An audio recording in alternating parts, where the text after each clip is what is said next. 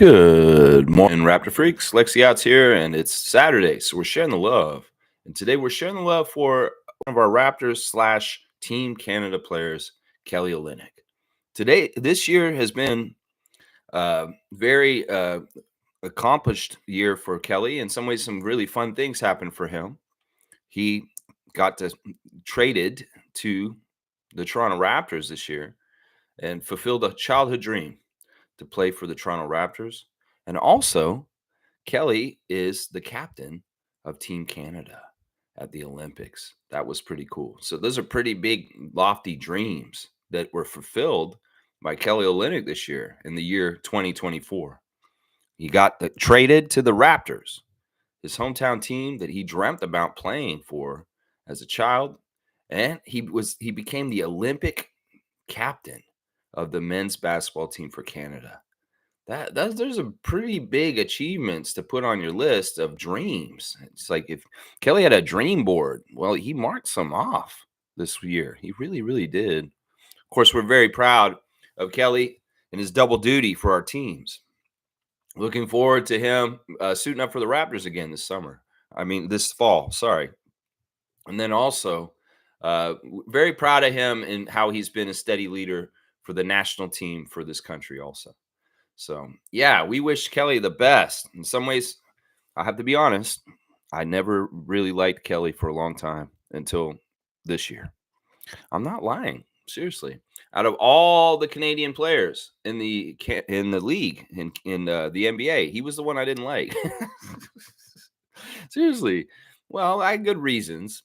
Cheap shots on Kyle Lowry and DeMar DeRozan when he played for the Miami Heat. Yeah, that'll get you there.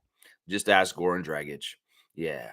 That if you take cheap shots while you're in a Miami Heat jersey on Raptors players, you do go on a certain list. And well, Kelly was on that list. Let's be honest here. He was on that list. Yeah. So yeah, y'all, come on in. Tell me what you feel about Kelly. Kelly, oh Captain, my Captain. Tell me what you think about Captain Kelly. That's right. And we'll do the sharing the love. I just love that he's back. And I love his origin story. I love hearing that he used to listen to the Fan 590 and Chuck Swirsky on the radio, listening to the Raptors broadcast as a child in Scarborough. That's awesome. That he would pretend he was Alvin Williams in the driveway shooting shots out there. In fact, he's said that Alvin Williams is his favorite player back in the day, just like me. Kelly, we had a lot in common, my guy. Alvin was my favorite player too, for sure. Yeah. All right. Let's see who's in the chat first. We'll do all the fun stuff we always do on the Raptor Freak channel. Classic card of the day, Instagram stories, birthdays, everything we do on the itinerary of the Raptor Freak daily live stream 2-hour event. Dun, dun, dun. Well, we'll see if it's 2 hours. As long as it doesn't go over 2 hours. How about that? Yeah. Trevor J saying, good morning, family. We wake up to remind ourselves how blessed we are on the little things we take for granted.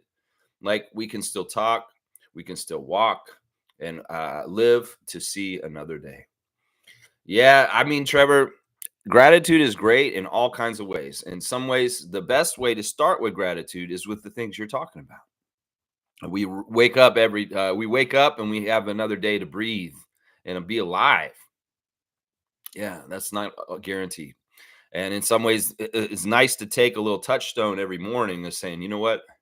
I'm just grateful for existence. I'm grateful for these things in my health. And I want to continue to have them. That would be great. Yeah, Kelly's on blast. Trevor J's comments there. I love to see the Kelly emoji back in the chat. Thank you to the emoticon giant, Tom Dookie, on the West Coast. The West Coast connections with Kelly Olynyk from going to high school in Kamloops. I always thought that was a cool name for a city, Kamloops. It sounds like a fair ride or some sort of roller coaster. I'm going to go on the Kamloops, Mom.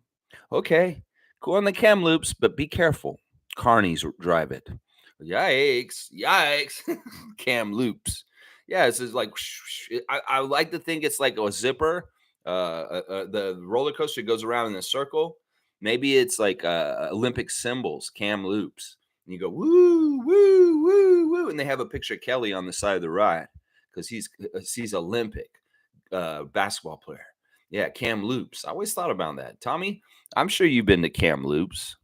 I'm sure you've been out there. Let's see what Tommy's saying. He said Kelly has a great family base that continues to support him. What a great success story. Good morning and go Kelly. Hope he has his best season yet.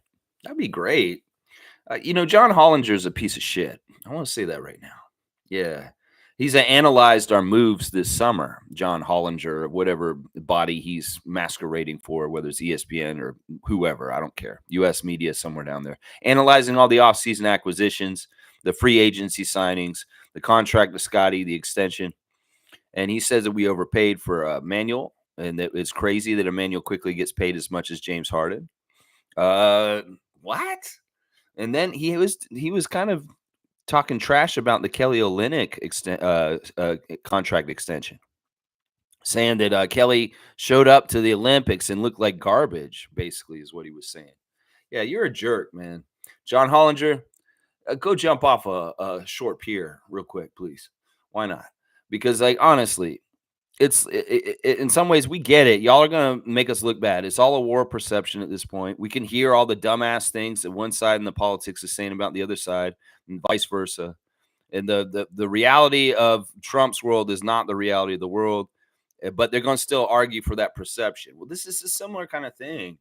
John Hollinger, you don't know if these contracts are good or not. You don't know what's going to happen with them because you don't see the future.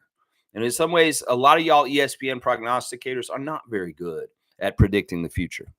So I give a big two-finger salute to John Hollinger from myself, the Raptor Freak family, and Canadian Dana on her behalf right now. Yeah, yeah. How dare you say that? He said, oh, they signed Kelly to a 2-year extension. And he says, oh, I want to retire as a Raptor. And then John Hollinger says he goes to the Olympics and stinks it up. I mean, I'm not going to lie. Kelly didn't look impressive at the Olympics, but I'm not worried about that. In some ways, that it wasn't about Kelly at the Olympics. It was about being a team and him being the captain of that team and them trying to do the best as a group. And in some ways, if Kelly's showing a sacrifice of not playing as much or being as involved, well, that shows good leadership. I once again think that it was a big fail by Jordi Fernandez not to play Kelly against France more, because he is the kind of player that can negate Lasorte and Yabusele. And that was the fail on the coach, not on Kelly. Kelly could have came out and shined in that game where we got eliminated from the Olympics. He could have been a deciding factor. And Jordy, in some ways, you should lose sleep at night a little bit about how little you played Kelly in that game. And also Kem Birch. I'm going to say this also. Kem Birch should have been playing out there way more because he's our biggest, strongest player to battle the size of France also. If where weakness of Team Canada was our size, well, we needed to play our best size guys. And those guys were Kem Birch and Kelly Olynyk, not Trey Lyles and Dwight Powell. Oh my gosh.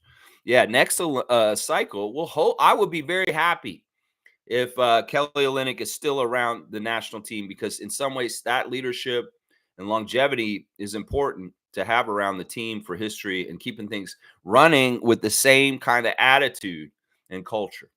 And Kelly Olynyk brings that. Yeah, yeah. There you go. There you go. Tommy wants the best season ever for you, Kelly. We'll see what happens. We'll see what happens. The backup center off the bench who can pass and hit some threes. That's what we want. That's what we want. Tommy's saying that Ken Olynyk, his dad, was a head men's basketball coach at the University of Toronto from 1989 to 2002 and the Canadian junior men's national team. Yeah, Ken Olynyk has been a coach around the country of Canada in different places. He's coached Steve Nash. That's right. He was one of Steve Nash's coaches at one point. Steve Nash is going to suit up and play on Goran Dragic's little farewell game very soon. Nash is 50, and he has been selected to Goran's team by Goran himself, saying that Nash is his mentor and somebody that he very much looks up to, and that he really, really wants the honor of playing with him once again in this game. And Nash is going to oblige. Nash is going to oblige. But yeah, I'm going to be very interested to see how good Steve Nash is at 50. I don't know if I'll see it. Maybe I'll just see highlights. but and hear what people are saying. But it would be very interesting to see what a 50-year-old Steve Nash can do on a basketball court. It's weird how they divided up those teams for Dragic's thing. It's like the team Luca versus team Goran. And Luca's got Nikola. He's got Nikola and Luis Scola, former Raptor, on his side. And it looks like Goran's picked Steve Nash and then a bunch of Slovenian guys on his side. So in some ways, I don't care. But it is an interesting story of this Dragic farewell game and all that. They said they were going to retire Goran's number in the Slovenian league, across the league. Nobody can wear Goran's number in Slovenia anymore, ever again. Oh my gosh. That's big time, Goran. That's big time, man. All right, let's keep going. Monique is here, the super fan, Monique Lawrence. Good morning, Raptor Free crew. Good morning to you, Monique. There is really nothing bad to say about Kelly. Great player, great guy. Best 2-year contract. Obviously, we know he wasn't used right down the stretch for the Olympics, but go Canada. There you go. I like what Mo's saying. Nice and tidy and on point, as usual, as the super fan Monique Lawrence is, normally very on point. And I can't disagree with anything like this. There's nothing bad to say about Kelly other than being a goon earlier in his career, but I'll forgive him. Just be a goon to other people now, wearing the Raptors jersey against the other teams. Just goon against those other people now, and we'll be good. We'll be good. That's right. Tommy's got Kelly and me and Mo in the Raptor head on blast there, and there's a Canadian flag #1. There you go, Tommy, showing his national pride out in Victoria, British Columbia, holding it down for us a couple hours earlier in the morning. That's right. It's early here, 9:42. It's not that early, but over there it's 6:42 for Tommy. What dedication. We love you, Tom. Thank you for being here this morning. Thank you for what you do. Thank you so much. Most saying his mom being with the Raptors is always a memory, and his dad too. Yeah, Olynyk was one of the original scorekeepers for the Toronto Raptors franchise in the expansion years. I'm looking forward to reading more in the prehistoric book today. I'm going to read the second part of it about the first year of the Raptors seasons, the first expansion year. And who knows? Maybe Arlene Olynyk will pop up in that part. Who knows? But yeah, she was a scorekeeper at the Air Canada Center around the turn of the century. I guess she won't be because that's too early in the what Alex is covering on prehistoric. Either way, tomorrow, Sunday book report. I'm going to give you guys a book report like I'm in school, like a kid, on Alex Wong's prehistoric. That's the Sunday report tomorrow. Sunday book report. Yeah, I'm reading it and I'm enjoying it a lot. There's some very interesting things I've learned about our team that I did not know from Alex Wong's great book. And I'm appreciative of him. And we'll talk about it more in detail tomorrow. Yeah, Fiercey's here. Good to see Fiercey. MJ, good old MJ, world traveler. Let's just call it that. Yeah, morning fam. And happy Saturday. So glad and grateful Olynyk is with us now and also representing Canada. Master flopper and dirty player. But as you grow older, you also grow wiser, right? Yeah. Well, that's what I want him to teach them. Not that I want them to go on the Embiid level of flopping. It's useful to be able to embellish contact to get the call from the referee. Kelly Olynyk is a master of this. It sometimes just takes a little arm flailing. That can do it. Maybe you just stumble a little bit because if you're acting maybe a little bit overacting, where you stumble a little bit extra and the referee takes notice and you know, in some ways you want to establish the baseline of reputation to get those calls. Kyle Lowry taking charges. And that's part of it there. Kelly has a baseline of reputation to take charges and to get foul calls drawn because of his career. And you build on that. In some ways, this is advice and techniques that can be passed on to the younger Raptors, whether it's Ulrich Shumshay, Grady Dick, Scotty Barnes. I don't care. There are things that Kelly Olynyk can teach the young Raptors how to be sneaky and be a little bit like what you're saying here. A little bit dirty. Yeah, a little dirty. Yeah, Fiercey. Yeah, good to see you. Kareem's here, full ass. Yes, Butt Dial, what's up this morning? Shout out to South Kamloops and Gonzaga for developing a kid who looks like Silent Bob's best friend, Jay. That's a good one. I like that. I've never really thought of Kelly as being like, yeah, he does look like Jay from Clerks, the guys who stand outside the convenience store. It partly is because of the hat thing.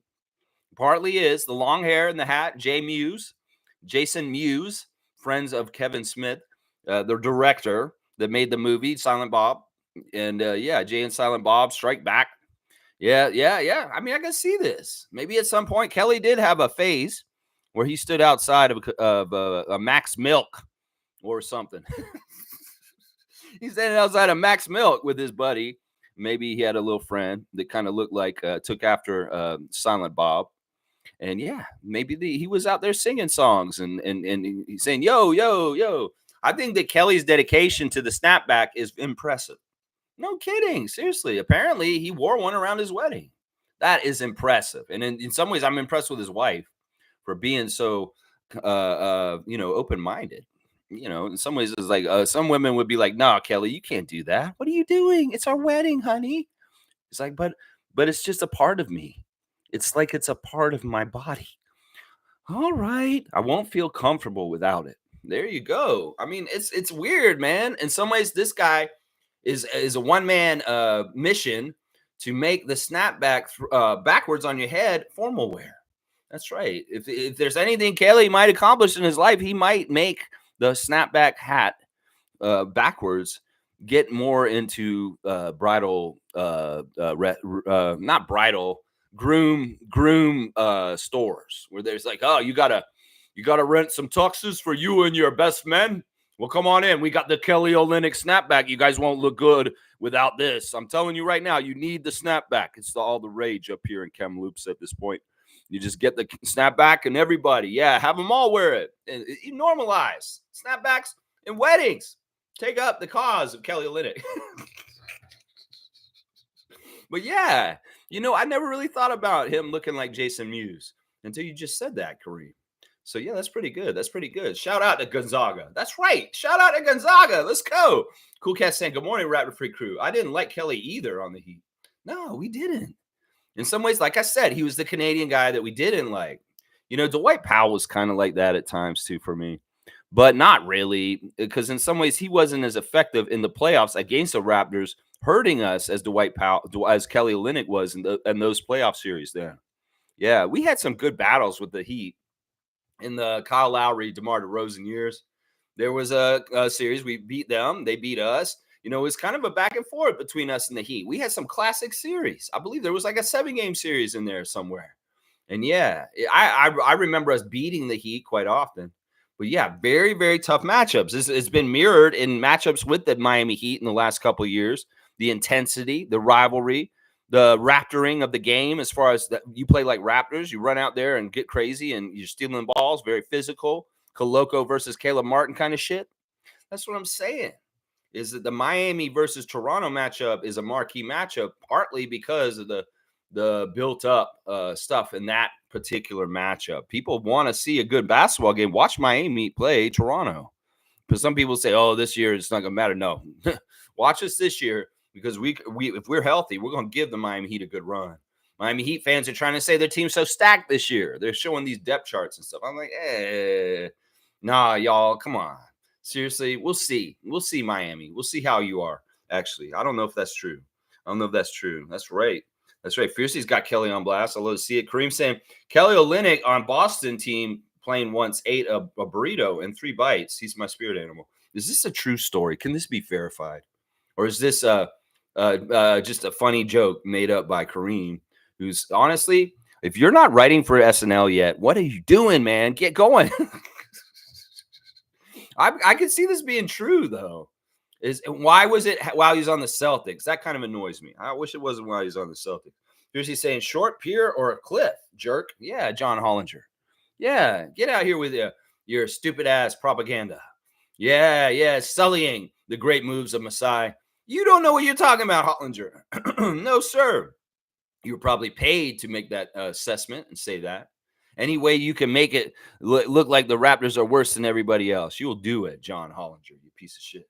Yeah. David's here. Good to see David. David Saborin, the commissioner of trivia for this channel. He commissions the trivia, and it means we're going to have to do some trivia now, guys. Let's see what he's saying first. Prosciutto, mustard greens, sharp white cheddar, thinly sliced Pink crisp apple and baguette. Delicious. What is this? Is your breakfast? David is telling us his breakfast this morning. And well, thank you for sharing. It sounds like you need to write menus the way you just wrote that. Yeah, very appetizing, David. And you might have a second career in writing menus for downtown bougie Toronto restaurants. How about that? How about that? There you go. Classic card time, guys. Let's go. All right, who is this? Let me see if I want to do this card. Man, that's too hard. We're not going to do that one. Not yet. It's not the kind of day to do that. Okay, we'll do this one. This one's fun. This one's fun. All right, y'all know the rules. Please write in the full name, and then we won't have any problems, okay?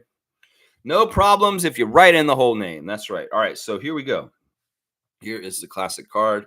Let me know who you think that is, and we'll see who gets it right. We know the team.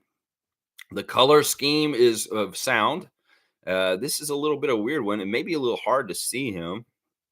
I might bring the card closer. I might flip it to the back so you can see the back picture if this is a difficult card. But classic card of the day. The points are there for you to take, and David is ready to judge. So let's see. We'll bring it up a little closer since you guys are having a little trouble. Take a stab at it. Why not? Take a stab at it. This guy is I don't know. Should I give clues yet? I want to see at least one guess. In some ways it's a hard card because you can't really see him. And in some ways he's kind of okay. John Starks is not a bad guess. That's not a bad guess. That's about the right time frame, Isaac, but that's not right. That's not right. It's not John Starks. Maybe John Starks a little before this guy. Let's just say that. He's a little before this guy, maybe. But he is a guard, which is good. You got the position right. So how about that? You got the position right, but it is not John Starks, former IGA grocery bagger, John Starks. No, that's not who it is. That is not who it is. This guy has connections to one of the NBA expansion teams that came to Canada. That's only 2 teams, and this guy's also got affiliation with the league still at this point. How about that? Those are 2 good clues right there. He's still very affiliated with the league. Mike is here. Okay, Mike's just writing about Kelly. He doesn't want to participate in the classic card, but you can soon, hopefully. I'll say another thing is this guy is involved in an NBA legacy. Let's just put it that way. NBA legacy. Mark Jackson's a great guess, Isaac. You're the only one playing today, apparently. Yeah, Mark Jackson is wrong, but that's a good guess. That's once again the right position. Monique's gonna say Isaiah Thomas. No, Isaiah never actually played for the Knicks. He always only played for the Pistons. Okay, now Smooth, you got to spell correct. That's the only thing. That's the only thing because you're gonna get it. This is the father of Cole, and this is a current broadcaster for the NBA, and this is former Vancouver Grizzly Greg Anthony. There you go. That's right. Smooth Brown, man, the king of the classic card, once again coming through. He kind of looks like Muggsy a little bit from the side, doesn't he? He kind of looks a little bit like Muggsy Bogues. But yeah, 100 points to Smooth. Nicely done. There's Greg from the front. You can see it better there. That is Greg Anthony when he played for the New York Knicks. Yeah, and looks like it's right around his second year card, Greg Anthony. Smooth, you are a badass at the classic card. So yeah, Greg Anthony, classic card of the day. Good job, Smooth Brown man. Yeah, it took a little teeth pulling, but you guys figured it out. Maybe the clues gave it away. Maybe the clues helped out a little bit there. Let's see. All right, Kareem saying, "Wow, David, my ghetto ass is eating both butt ends of a loaf with butter and cheese." You know what? You know what, Kareem? I applaud you for eating the heels of the loaf. In some ways, some people will even just throw them out, or hopefully give it to the birds or something like that. But yeah, some people won't eat that part of the bread. It's so weird. They'll throw out the heels. I think that's what they call it, heels. You're calling them butt ends. Of course, you're going to call it butt ends. But yeah, I mean, butter and cheese, hey, that sounds good to me. I mean, you could write a menu too, but it may not be as appealing as what David wrote. That's for sure. But yeah, maybe we should have a menu writing competition. Who can write the most visually delicious description of food? I think when you say both butt ends of a loaf, you lose. Mo saying Paris Olympics coming to Netflix 2025, following Team Canada around. When I heard this yesterday, Mo, I was like, I don't like this. In some ways, I don't like this. That shit is a distraction.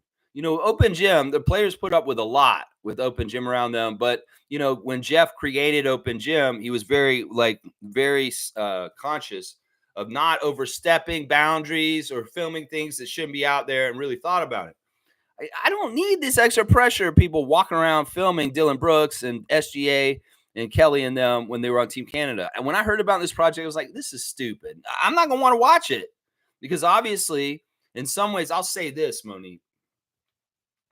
I'll say that if I had known that they were going to have some sort of Netflix crew running around following 5 of the teams at the Olympics trying to capture their storylines, I would say, well, yeah, they wrote a script. They better film it. It's a movie.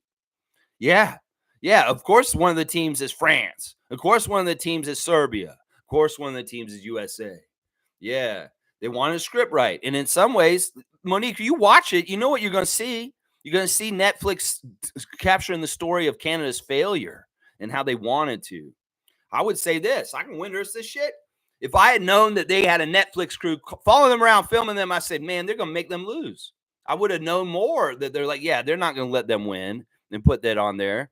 And it just puts more into the bullshit of France and the home court advantage there, knowing that there's a Netflix propaganda project coming out and they're going to show Canada's failures.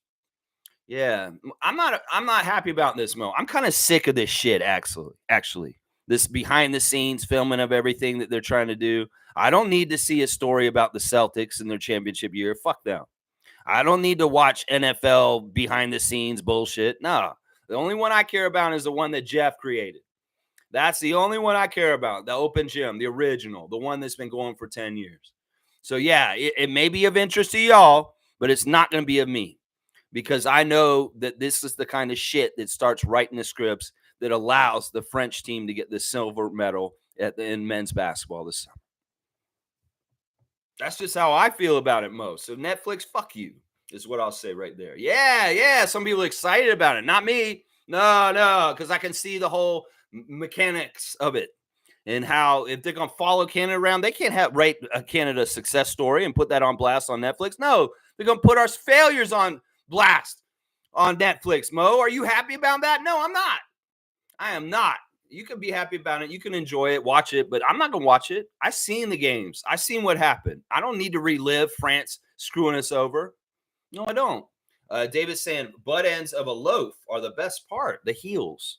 Yeah, the heels and the faces of the bread.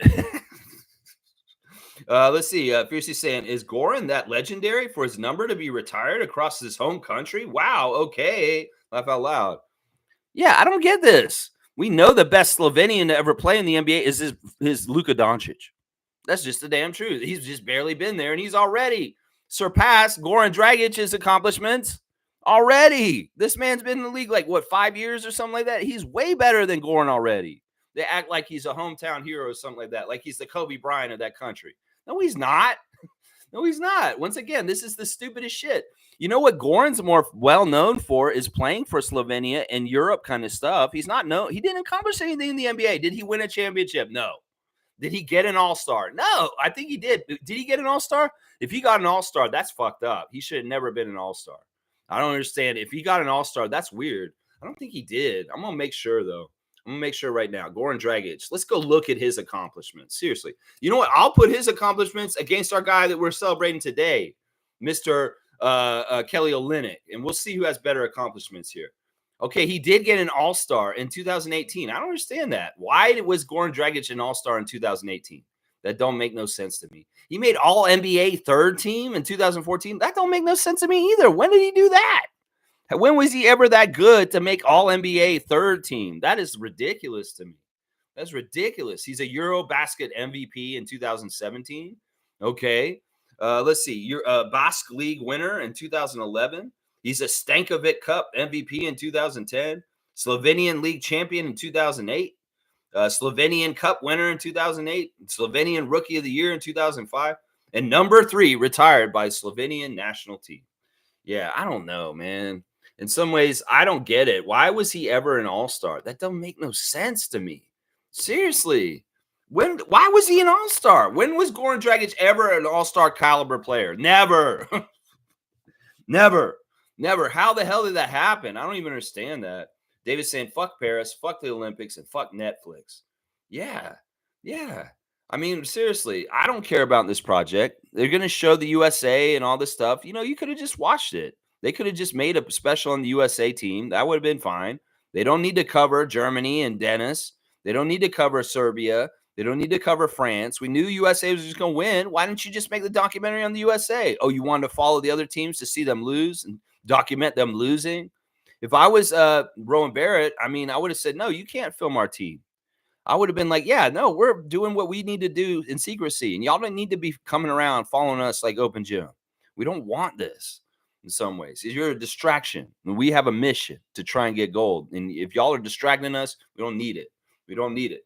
Tom Duke saying, thanks for giving us the Coles notes on prehistoric. The Coles notes? Is that what y'all call it up here? We call it the Cliff Notes down in the States.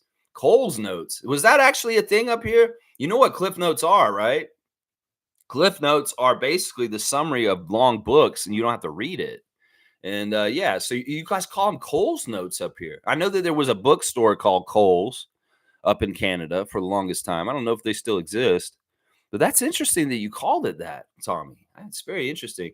Well, it's not going to be the Cole. It'll be my review on it. It's not really going to be the thing where I go over it, I think, too intensely.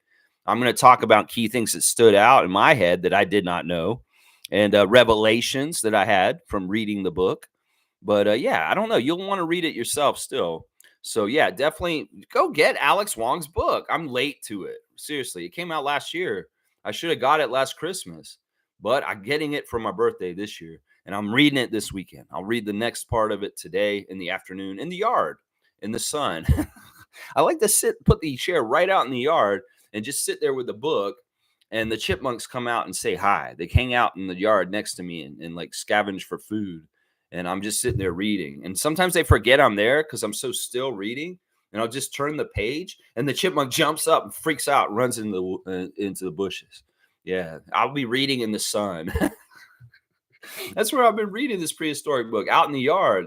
I think this is going to be a new tradition of me. If I get a book I want to read, I have to read it out in the sunshine, right in the middle of the yard. So if people in my neighborhood see me out there, or like my parents, or be like when they come to visit, and be like, "Oh, he's in the yard reading again." Let's see. It was, if I was to read a book, it would be on my list. Nash is gonna be fit and run the show for Mr. Tragic. Yeah, I'm sure Steve Nash is in great shape. He has young children. He's a soccer player. He still does a lot of athletics, even his post NBA career. And he just was always a healthy, athletic kind of guy anyway. So I'm sure he's in good shape. He just may not be NBA level. How long ago did he retire? It's been almost 10 years now. So yeah, it'll be very interesting to see him out there. I'm sure he's gonna be fine. I'm sure he's gonna be fine. I don't care in some ways. This is something I hope this just passes by. I hope nobody gets hurt. And yeah, just pass this stupid event by. Bosch will not be playing. It has been announced that he will attend. He'll be there in attendance, but he will not get on the court and try and play. So that whole hula of Bosch returning to the court since 2016 was all bullshit. But he will be there as a Heat alumni support for Goran. Barf. Seriously, there's a lot of things that make me barf these days. Yeah, and yeah, Chris Bosh, Miami Heat alumni, you go on and just be a part of that nation, my guy. You go ahead. Yeah. We don't need to honor you like crazy up here. Maybe someday we'll circle around and do it, but man, you ain't had nothing to do with the Raptors hardly at all since you made the decision with LeBron and went to South Beach. So in some ways, Chris, you can be a forgotten all-star era in the all-star in an era of the Raptors that we will all kind of do want to forget, honestly, to be truthful. Yeah. All right, let's keep going. Nako saying, would hope Kelly is good for Mobo's development. I think that's a good point, Gerald. Yeah, I think that any of the big guys with Shamshay, Carlson, Mobo, they can get good gold from him. Very, very good goal. In some ways, Carlson may be the one that can really get good stuff from Kelly, seeing his skill set's kind of similar, except he can block shots better than Kelly. The 3-point shot of Brendan Carlson and some of the tricks that Kelly does to get open for threes may be something that can be taught and passed down to Brendan Carlson, seeing as the way he likes to shoot threes is a catch and shoot 3-point shooter just like Kelly. Yeah, but Mobo can hopefully learn some of this stuff along with Scott. Scotty could learn some of this stuff from Kelly too. Yeah, yeah. Mike is saying this. Kelly had an enforcer type of energy, in my opinion. As a smaller center, he used everything he could to stay in the league. His role is different now. Yeah, I think that's true. I think that's true. He was a goon. He definitely was a goon. He was definitely one of those goon kind of guys that, a lot of people hate. A lot of people around the league hated Kelly. They respected him and so, over time, but they hated him also at the same time. We just know players like this. There's been players like this throughout the history of the NBA. There's players like this in the NHL. There's players like this, yeah, in the NBA. Just those kind of players. You know the kind of player I'm talking about. I don't know if enforcer type is called it. I call them goons, honestly. The Morris brothers, Daniel Tice, yeah, Kelly Olynyk, goons. Yeah, that's what I call them. Let's see. We got the classic card answers. Good stuff. Good stuff. Greg Anthony was the right answer. Still announcing for the NBA at this point. 100 points for Smooth. Really good stuff. Yeah. UNLV, man. That's right. Greg Anthony, one of the storied players that came through the Tark school. The school of Tark. Greg Anthony, UNLV. Yeah. Stacey Ogman, Larry Johnson. Those kind of guys. That's right. Yeah. Let's see. Davison, actually just seeing Smooth do the classic card to see how much he already knows. It's impressive. Yeah. Well, the clues I was given were starting to lead up to it. And that isn't a very good angle, honestly. That front of the card is not a very good angle because it does look like it could be multiple players. But the back of the card would have gave it away right away. If you saw this part of the card, that would have given it away right away. And I was considering showing that. Who's the other player on there, guys? Real quick. Who's that other player with their face there? And actually, who's that coach behind them too? Those are two familiar faces that you could get. I don't know if we're going to give points for them, but if you can tell me who the player is guarding Greg in this picture, and if you can tell me, yeah, Rick Fox is right. There you go, Smooth. And who's the coach behind Greg? That's easy too. Pat Riley. That's right. Mike getting that one. David, don't give points for that. We don't want you to do too much work doing the scoring. You don't want to do. David saying it's a sandwich. So dope. Were you describing a sandwich earlier also? Because the way you guys described sandwiches was very different. Very, very different. Kareem, up your game. Up your game on this. You half-assed your sandwich menu. That's right. David really wrote something beautiful, honestly. Smooth saying nerd. He's a nerd for basketball in the 90s. He's a nerd for the 90s, guys. I bet you there's other things from the 90s that Smooth is a nerd for. Maybe the music, too. Maybe the movies. Maybe some old TV shows from that decade also. Yeah, the 90s. I'm getting more and more respect for the 90s. Now, see, to me, I'm an 80s guy.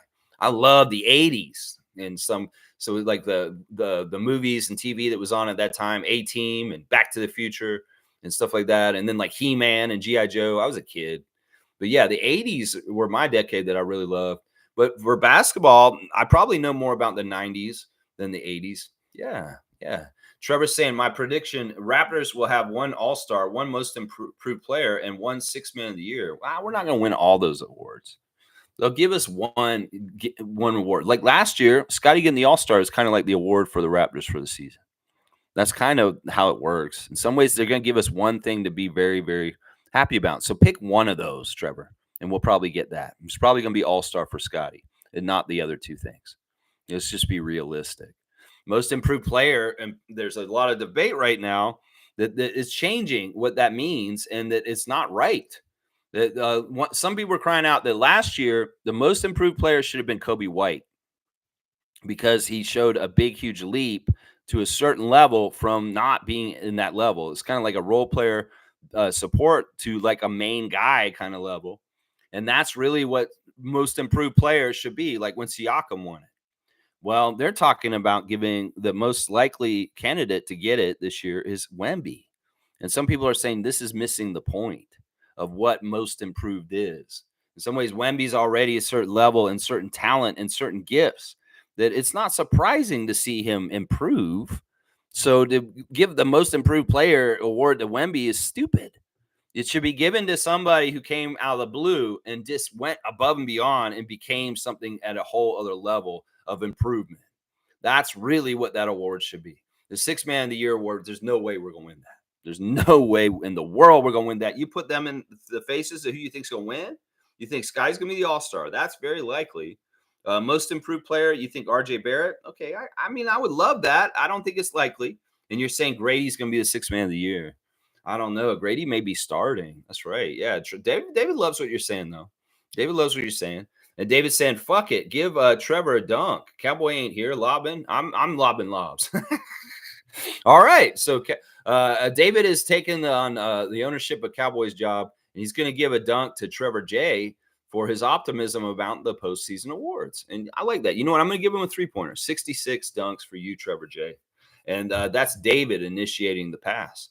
There you go. Milbester's here. All right, Milbester. Hey, Lex, how are you? How was Saturday? Good to see you, Milbester. Let's see if you're coming correct or not. Let's see. Just relaxing, about to eat breakfast. Enjoyed the Yankees 6-0 win versus the Guardians at the game. That's right. You went to that game. That's right. I remember you saying that. Battle of the first place teams, and Judge having a post 1998 home run chase. Saw his number 48. Crazy year. All right, I'm going to counter this, and Tom's got the wrench. I've got the wrench. He's like Rip Torn on Dodgeball. He's like, if you can write a comment like this, you can take a wrench to the face. It's like Tommy's like Rip Torn all of a sudden. He's going to throw a wrench at Milbester's face, right at his face. And that's warranted, honestly. I'll counter this by saying the Blue Jays came back and beat the Los Angeles Angels last night in the Sky Dome, Rogers Center. And guess who was out there throwing the first pitch for the Blue Jays game last night? Summer McIntosh, Olympic gold medalist, showing up to Blue Jays game last night and throwing that first pitch. There you go. I counter your nonsense that I don't need in here with stuff that actually people want to hear. Summer McIntosh at the Blue Jays game last night, a come from behind victory late in the game in the 9th inning, with the Blue Jays overcoming the Los Angeles Angels of Anaheim and winning that game. They were losing for a good part of that game, and they came back and won it in the end. What a great storybook story. That's the one I want to talk about right there. Summer McIntosh throwing the pitch. That's right. David saying, "Why are you wrenching me, homie?" He's wrenching Milbester. You can't see him. David saw that, and he's like, "Why are you wrenching me?" He's like, "Because you've blocked Milbester, and you do not see him filling it up in between." Yeah, he is Milbester blocked, obviously. Yeah, that's true. David saying Cole's notes were the best. Okay, so this is obviously a Canada-USA thing. Being a man who went to school in Florida and went all the way up to Florida State and graduated with my BA at Florida State, I've never seen Cole's notes because I never went to school in Canada. Not even for anything except for Second City. I went to Second City. That's the school I went to in Canada. But no, I didn't go to grade school here at all. I went to completely in the United States. So it was always Cliff's notes to me. But y'all, it's Cole's notes up here. All right, man. I sound like an imposter as a Canadian if I don't know Cole's notes. Y'all just let me in on something. This is good. All right, Cole's notes were the best. All right. Maybe we'll do Lex's notes tomorrow. How about that? Lex's notes. That's right. David's saying, "Oh yeah, a long time ago. What's up, Milbester?" Haha. Yeah, there you go, David. But that was pretty comedic that you thought that Tom Duke threw a wrench at you. David's like, "Whoa, Tommy, why are you throwing a wrench at me?" That's pretty good. It's pretty good. David's saying, "Oh yeah, we call them Cole's notes." All right. It's a cultural difference. Yeah, the Cliff Notes down south were on like a yellow and black little paperback, and they had kind of the same look. And I'm guessing that it's just that Cole's, being the book company up here, got the license on putting these out, and they were making money off of it. In some ways, some people said that the Cliff Notes or Cole Notes here in Canada were kind of cheating, and teachers didn't like them. It was like, you're not going to read the whole book, are you? You're going to go read the Cole's Notes, aren't you? Yeah, no Cole's notes. And sometimes down in Florida schools, if you were walking around with Cliff Notes in your bag and your teacher saw you, say, "Hey, what do you got in your bag there? Cliff Notes." Of course, now teachers got to worry about AI writing things for kids now. There's like Cole's notes and Cliff notes. That was just the beginning. Trust me, the teachers, all the things they got to worry about. It's in some ways part of the fun that David and I had writing the trivia. It's like teachers got to write tests all the time, and they got to game it and write it for a way that they can't be cheated by these students trying to cheat. So yeah, we have to do that with our rapid free trivia too. In some ways, y'all cheat anyway, Googling and doing stuff like that. That's right. That's right. Tommy's saying I was politely telling him no one cares about the Yankees here. This is very true. But I will say this, Tommy, because he went to the game himself, it's allowed because it's like a personal life event. In some ways, I'm allowing you guys to talk about your personal lives as far as like Dana said, I got a tree cut down. You know, David's talking about his sandwich this morning. You know, in some ways, that's part of the chat that's okay. And David, and Milbester went to that Yankees game. So in some ways, it's not like he's just reporting to me the Yankee score. It's actually a game he went to and he was in attendance at. So it's kind of like that. Mike's laughing. So is David. Let's see. Mo's saying more news came out on Jamal Murray from Denver GM injuries, Olympics extension. Yeah, I saw that. They admitted that Jamal Murray wasn't 100% during the Olympic run. And I get that. I get that. In some ways, maybe that's why he was so casual and so happy-go-lucky and smiley and laughy when I thought he should have been serious. In some ways, he couldn't take it serious because his body was going to allow him to take it seriously. So in some ways, that's just how it is. Listen, you can be hurt and not looking well, but you can also look like you're dialed in and you're with the team in the right mental space. And I don't think Jamal was totally, to me. At least I'm not as familiar with Jamal in some ways because he plays in the Western Conference. And I don't watch a lot of Denver games. Is he always like that? Like so smiley and happy-go-lucky and he just doesn't give a shit? No, I don't think so.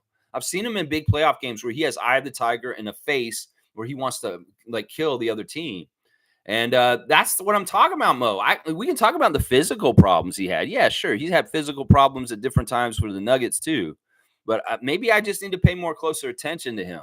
Is he serious all the time or is he not serious? If he's not serious all the time, okay, then he was just being how he always is at the Olympics. But if he has a different demeanor around the Nuggets when he's playing next to Nikola, then something was wrong this summer. I'm going to say that. Something was wrong. Yeah. Tom saying good morning to Mike.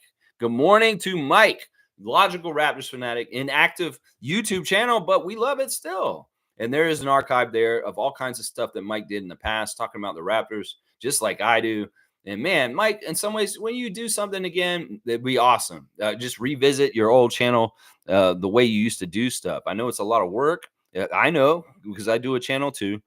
And, I hope that you get a creative spark at some point and maybe revisit continuing to make content. My guy, I really do miss it. I do.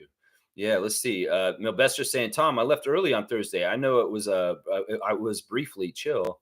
Yeah, it's all good. Milbester, you're all right. They're going to be a little bit ready to throw wrenches at you and kind of be like, Milbester, what are you doing? What are you doing?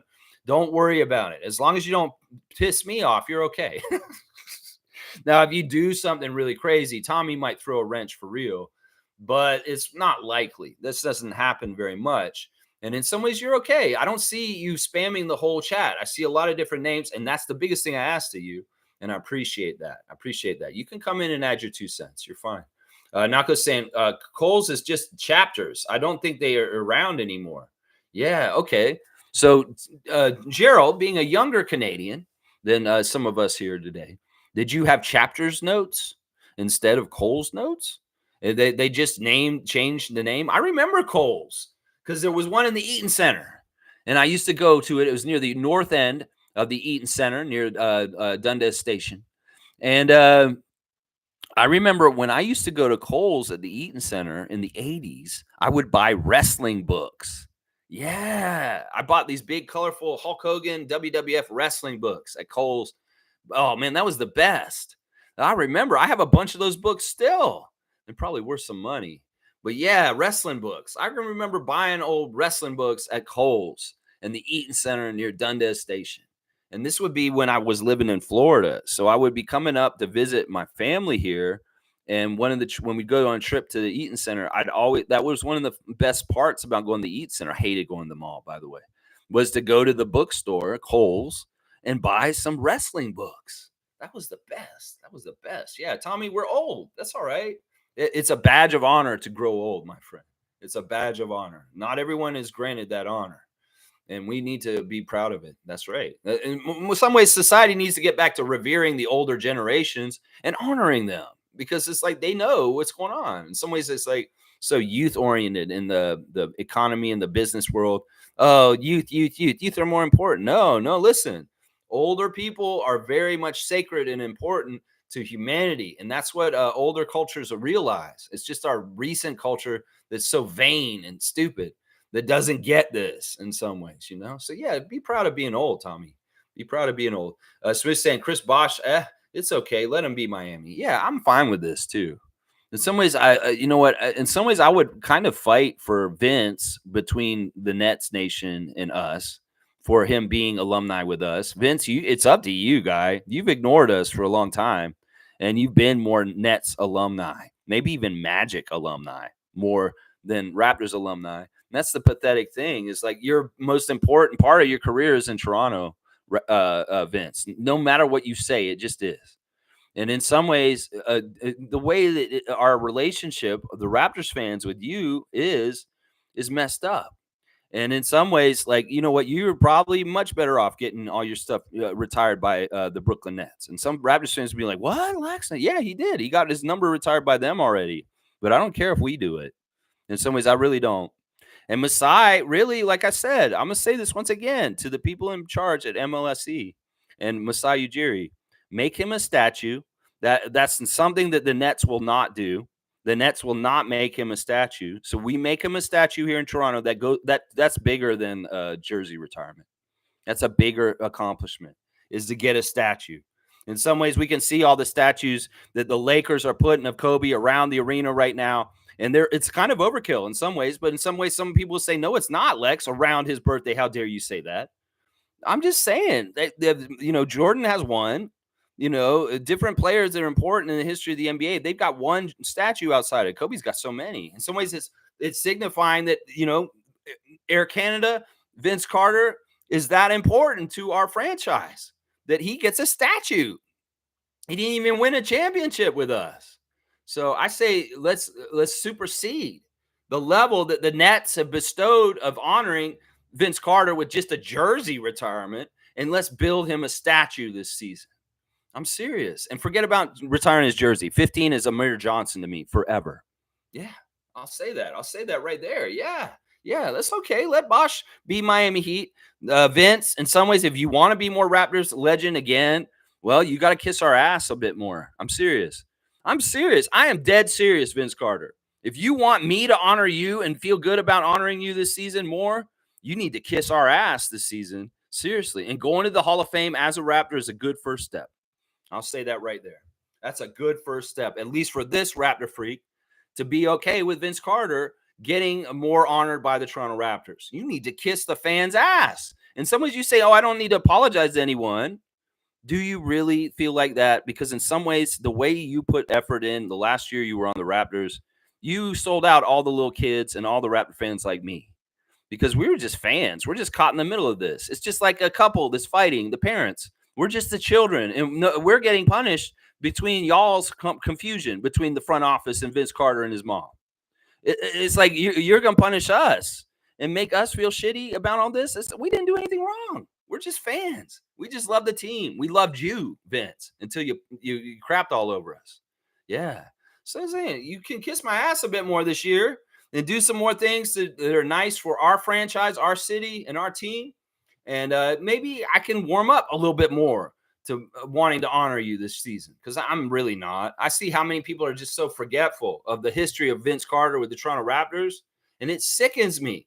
And some of the ways it's just young people that just weren't there and just didn't feel it. They're just how old were you in 2005 is what I'll ask somebody. How old were you in 2005?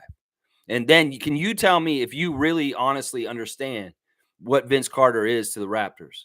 Seriously. If you tell me you were negative this age or you were this age, I was 2 when Vince Carter in 2005 happened. You were 2 years old, and you're going to tell me you can understand what happened with that. Oh, come on now. Come on now. Yeah. Mo's saying, sorry, I made you and David aggressive. Wow. No, Mo, you're good. It's just that I'm mad at Netflix because in some ways they shouldn't have been filming Team Canada at that time. We hadn't been back to the Olympics in 20 years and we had a mission and they were a distraction.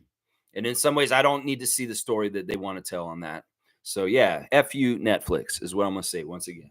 Yeah, Milbester saying, and Tom, I actually also mentioned a couple of days ago that the Raptors will actually realistically make the playoffs. I appreciated that, Milbester. That's right. You should be glad I said that this because middle of the East is wide open and the Bulls are bad. I'm agree with him on the Bulls stuff. And you know what? Milbester did open my eyes to this. He's exactly right. The middle of the East is wide open. And I'm excited about this because there is real potential for the Raptors to do way better this season than we think. Seriously, there really is. Milbester, listen, you're a friend. In some ways, we don't want the spamming of over information of stuff we don't care about. But otherwise, you're good, man. You're good. You've been a contributor to this channel for almost, I guess, since the OG trade. And so, you know, I haven't minded you for most part. At times, yes, it's been too much at times. Yeah. Let's see. Yeah, good job getting the other faces on the card. Rick Fox and Pat Riley. Pat Riley. That's right. That was the coach behind Greg Anthony, the coach of the Knicks at that time. Milbester saying Greg Anthony is NBA analyst on NBA TV. That's where he was a player. That's right. Yeah, he was a player in the league for a while there. He wasn't a bad point guard. He got bounced around from team to team. He was on the Grizzlies for a while. So I have to give credit to Greg Anthony because I've heard him in interviews talk glowingly about the city of Vancouver and being in Canada. And also, he didn't have any problem coming to Canada and playing for the Grizzlies.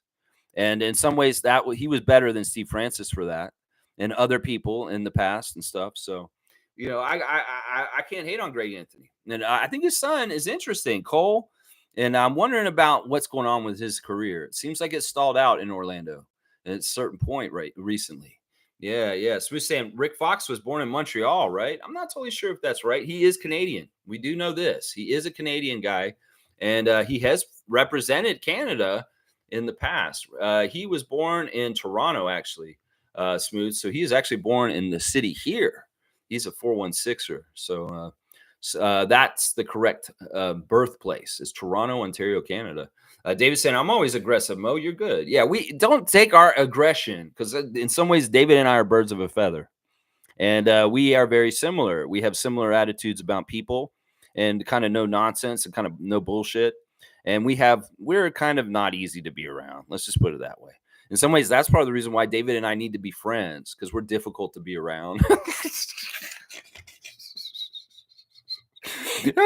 So true. I mean, that's just how we are in some ways, Mo. And it's not you personally. It's what you were talking about that I get mad about. Like the Hollinger thing, I'm mad about that. But you brought it to our attention, and you're saying is like, yeah, F John Hollinger, and I agree with you when you're saying that in the chat yesterday when you brought us the information. The thing that you got to remember is we love you for bringing the information to us, and that Netflix thing.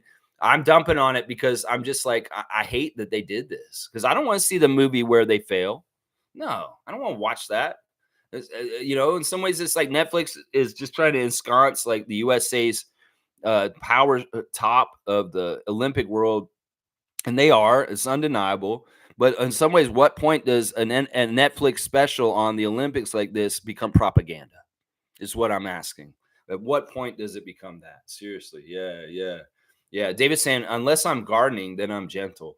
Laugh out loud. David, I've been doing some cool stuff. Yesterday, I cut a lot of grapevine out of the meadow, and I'm trying to get room around the ash tree, the mountain ash, and allow it to have more room to grow. But there's some modifications going on around here. And it's just like what you said. I just pick and cut what I want to get out of there, and we see what comes up around it. But yeah, it's looking really interesting out here. And yeah, we have those trees that are going to come down in September, the dead trees in certain areas, and that's going to be a big improvement too. So yeah, David, you guys got to get back out here. It doesn't look like it's going to happen before the end of August. So it may have to wait for a while, which is too bad, but we'll figure it out. We'll figure it out. Maybe there's ability for you to come up while my parents are visiting. We'll have to see because they're going to be here a good chunk of September. So let's see. Milbester saying Rick Fox and the 0-0 Lakers, the 2000 Lakers. Kobe's 46th birthday yesterday, if he was still alive. Yeah, that's sad.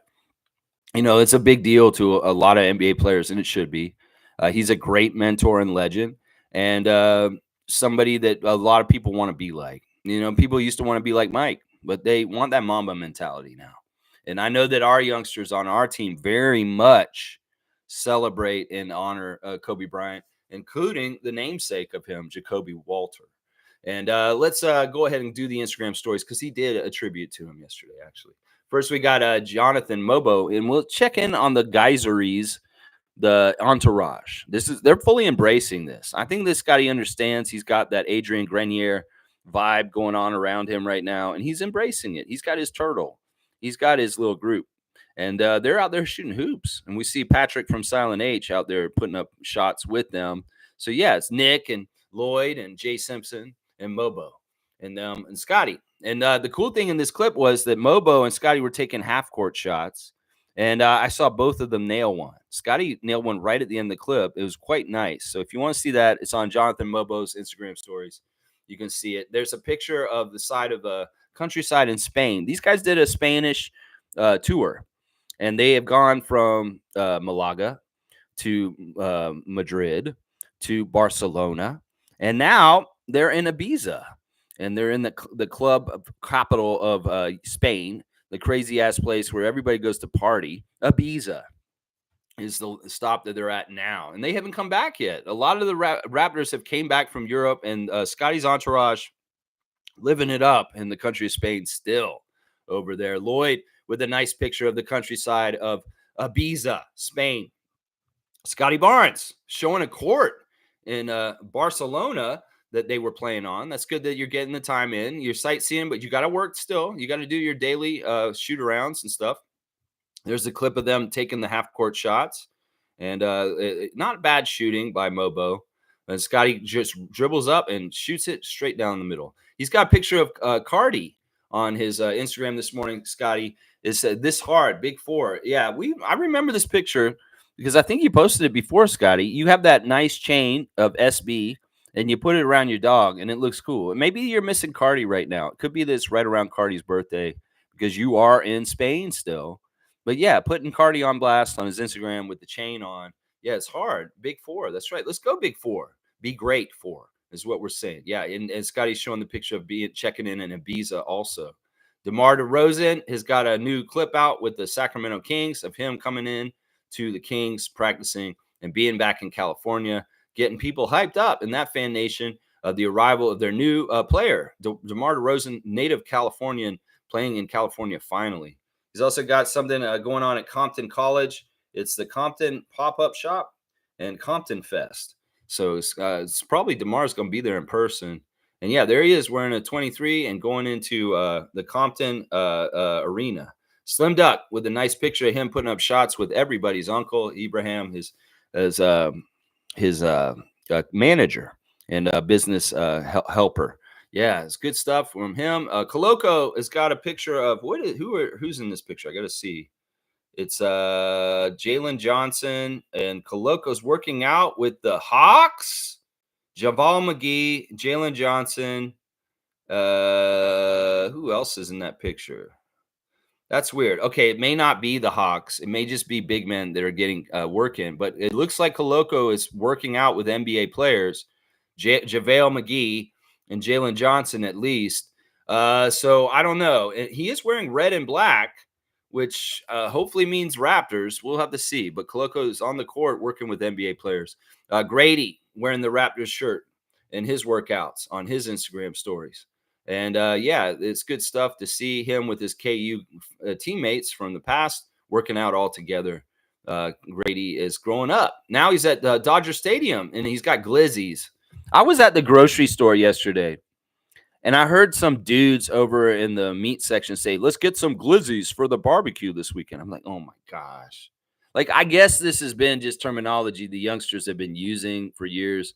I wasn't I didn't know about it until Fall Guys with Scotty the summer of 2022, Twitch family, Scotty Barnes, when he started talking about glizzies this, glizzies that, meaning hot dogs. Well, Grady's saying that he got a glizzy in the ball game at Dodger Stadium with his dad watching the Dodgers play. I think that's his dad. I'm not even totally sure if that's his dad. But yeah, that was a good game, and I think the Dodgers ended up winning the game, so it was a pretty crazy game there. So some MLB going on all over the place, whether it's here in Toronto with the Blue Jays, Grady out in LA watching the Dodgers play. So yeah, let's see what else is going on in the Instagram stories. Two Hands is crazy with a dunk. A young lady at What If Unlimited camp with Precious Achua. Fabi Sampson is her name. Precious saw the two-handed dunk, and he's like, "You're so good, I got to get a picture with you and put you on blast right now." So looks like the talent in Africa is getting unearthed in more places, whether it's Basketball Without Borders, Giants of Africa, What If Unlimited, PS43 Foundation. There's so many more opportunities for people to get discovered on that continent. And this young lady can dunk with two hands, and she's very young. WNBA, hello. hello, Toronto team. Oh, here's some news, guys. Teresa Resch did a radio interview in the last 2 days, and she said that the WNBA is putting the pressure on her to name the team, and that they think that they're going to have a name for the WNBA franchise in Toronto by next week, y'all. So be on the lookout. I may be doing a Wow Wednesday or a Friday freak out on the new WNBA team name this week, guys. And she's saying rightfully so. She's like, the WNBA is putting pressure on me to name our team here, and rightfully so. We need to get going. But she is really enjoying and relishing the creative process of naming the team with the community and allowing them to send submissions. So yeah, very interesting. Aldrich Shamshay always put everybody else on blast except for himself. Every single time I look at his IG stories, it's all about other people than him. It's amazing. He's like putting every single big prospect from Africa on blast on his Instagram. It's like Aldrich is so giving. He's giving to everybody else. Now there's pictures of Dylan Disu took a bunch of pictures while he was in Spain with the Raptors, and he went ahead and he's put them all over the place in certain ways. It's pretty awesome, actually. He's got a picture of Shamshay sitting at the pool with a peace sign, and Shamshay's just honored. I think that Shamshay is starting to, he's such a farm guy that in some ways it's got to be also new and amazing to him. And that the fact that other professional players are wanting to post him on their Instagram stories is probably an honor to him. It's probably very basic and true and pure. There's some people that is in like jaded and from modern civilization and doing everything in society with devices and stuff. Shamshay probably comes into this with eyes wide open, very new, some of this stuff to him. And it's really kind of an interesting kind of enthusiasm that's different. You just got to understand. If you understand, you understand. But I love it. Shamshay is so happy that Dylan Disu put him on blast on his Instagram. And there's Disu, myself, checking him here. He's just standing in a very artistic way in the middle of a town square in Spain. Yeah, Disu's presence around the team really makes me think he's going to be one of the people invited to training camp. Because why would they bother bringing him in like this? Norman Powell saying Mike Tyson's viral quote on what discipline actually is. He's saying that. I don't know what the quote is. It doesn't have it linked on there exactly. Let's see if there's anything else in the 905 are doing their camps again this week. Not Raptors 905, but the youth camps. Good stuff.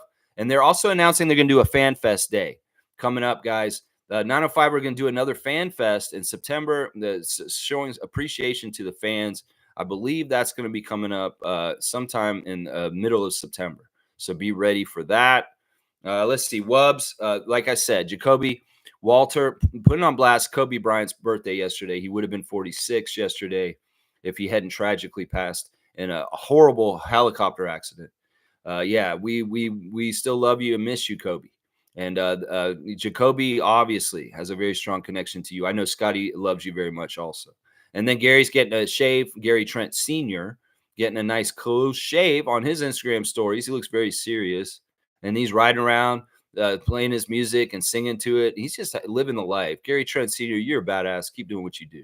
And then he's got this little kid who's mimicking the Michael Jackson Thriller video. And it's so cute. The kid knows the moves of Michael Jackson exactly.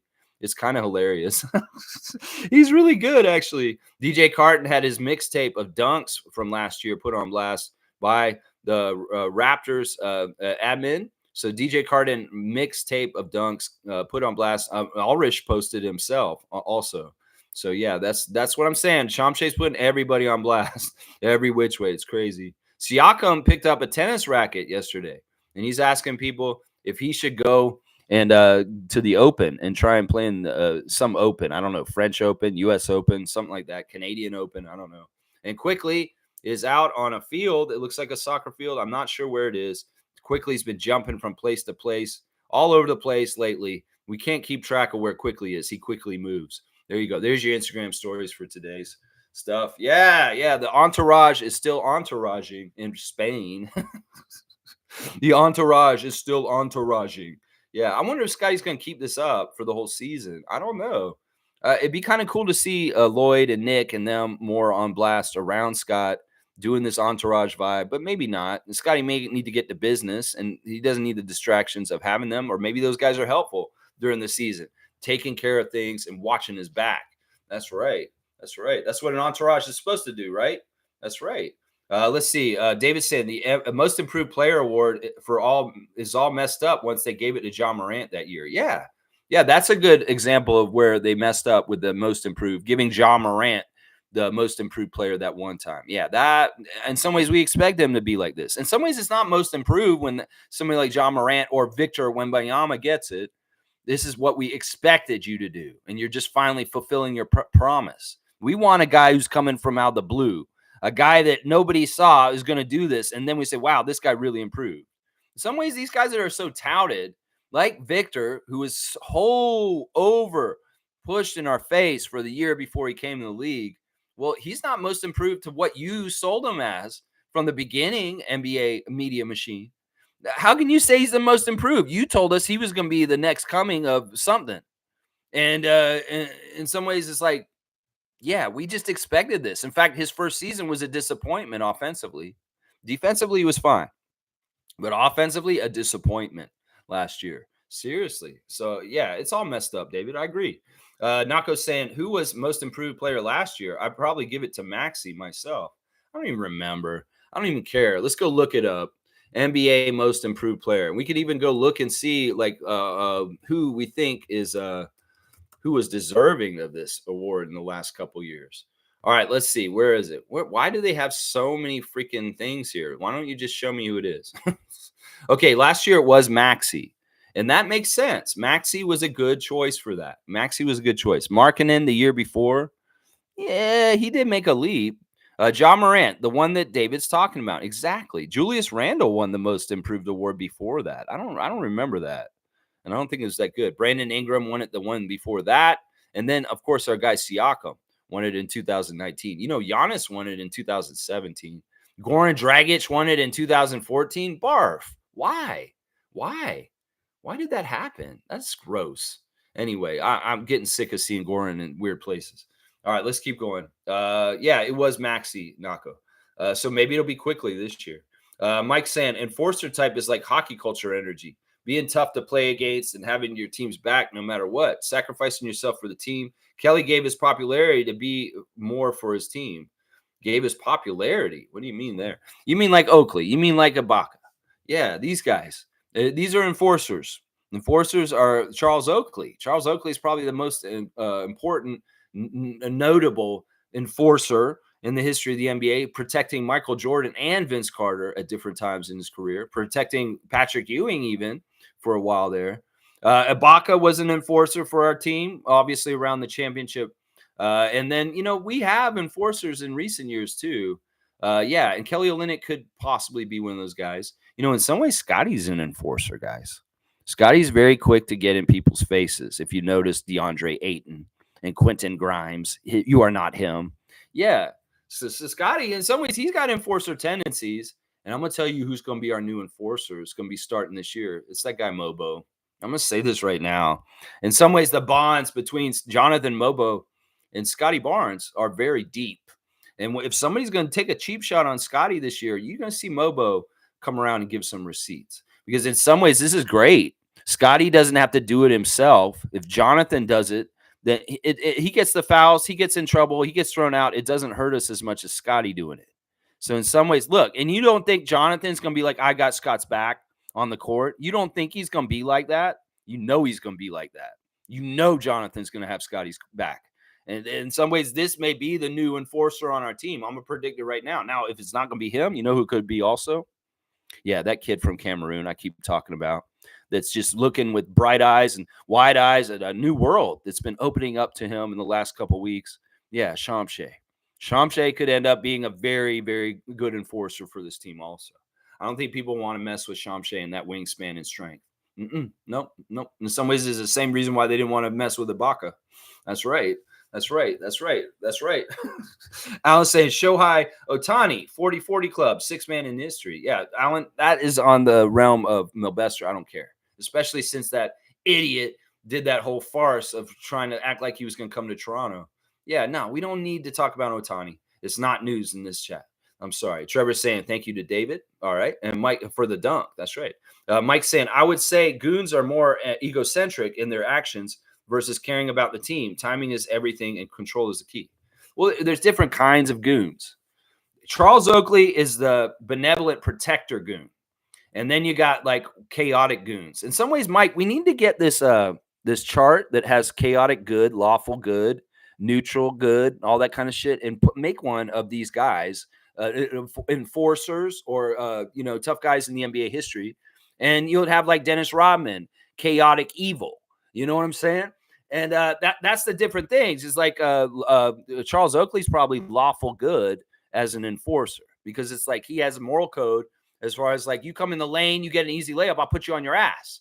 Or you try and hit Vince Carter out of the air when he's trying to go up for a dunk, I put you on your ass. He has reasonings. But then you can have somebody like Ron Artest or Dennis Rodman, and they are absolutely batshit crazy with how they are physical and doing stuff, whether it's like touching people's asses or whispering in their ears, blowing in people's ears, Lance Stevenson, that kind of shit.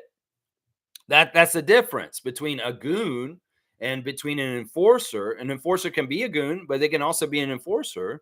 Dylan Brooks, where does he fall into this whole conversation that we're talking about right now? In some ways, he is an enforcer for his team because he enforces very strong defensive intensity, but he's also a chaotic person on the court and can cause some shit to happen. So it's an interesting thing, Mike. This may be a fun little project for you to make that chaotic good, lawful, neutral chart. You know the ones I'm talking about with the NBA players, and figure out who you think is the right ones for which one, because it isn't the same slices and flavors. No, Oakley's type of goonery. Well, I don't even call it goonery. I don't think Charles Oakley's a goon because he had a sense of justice, and he didn't just randomly hit people. He had reasons for when he hit people. Meanwhile, somebody like Rodman, he didn't have any reasons. Sometimes he just hit people.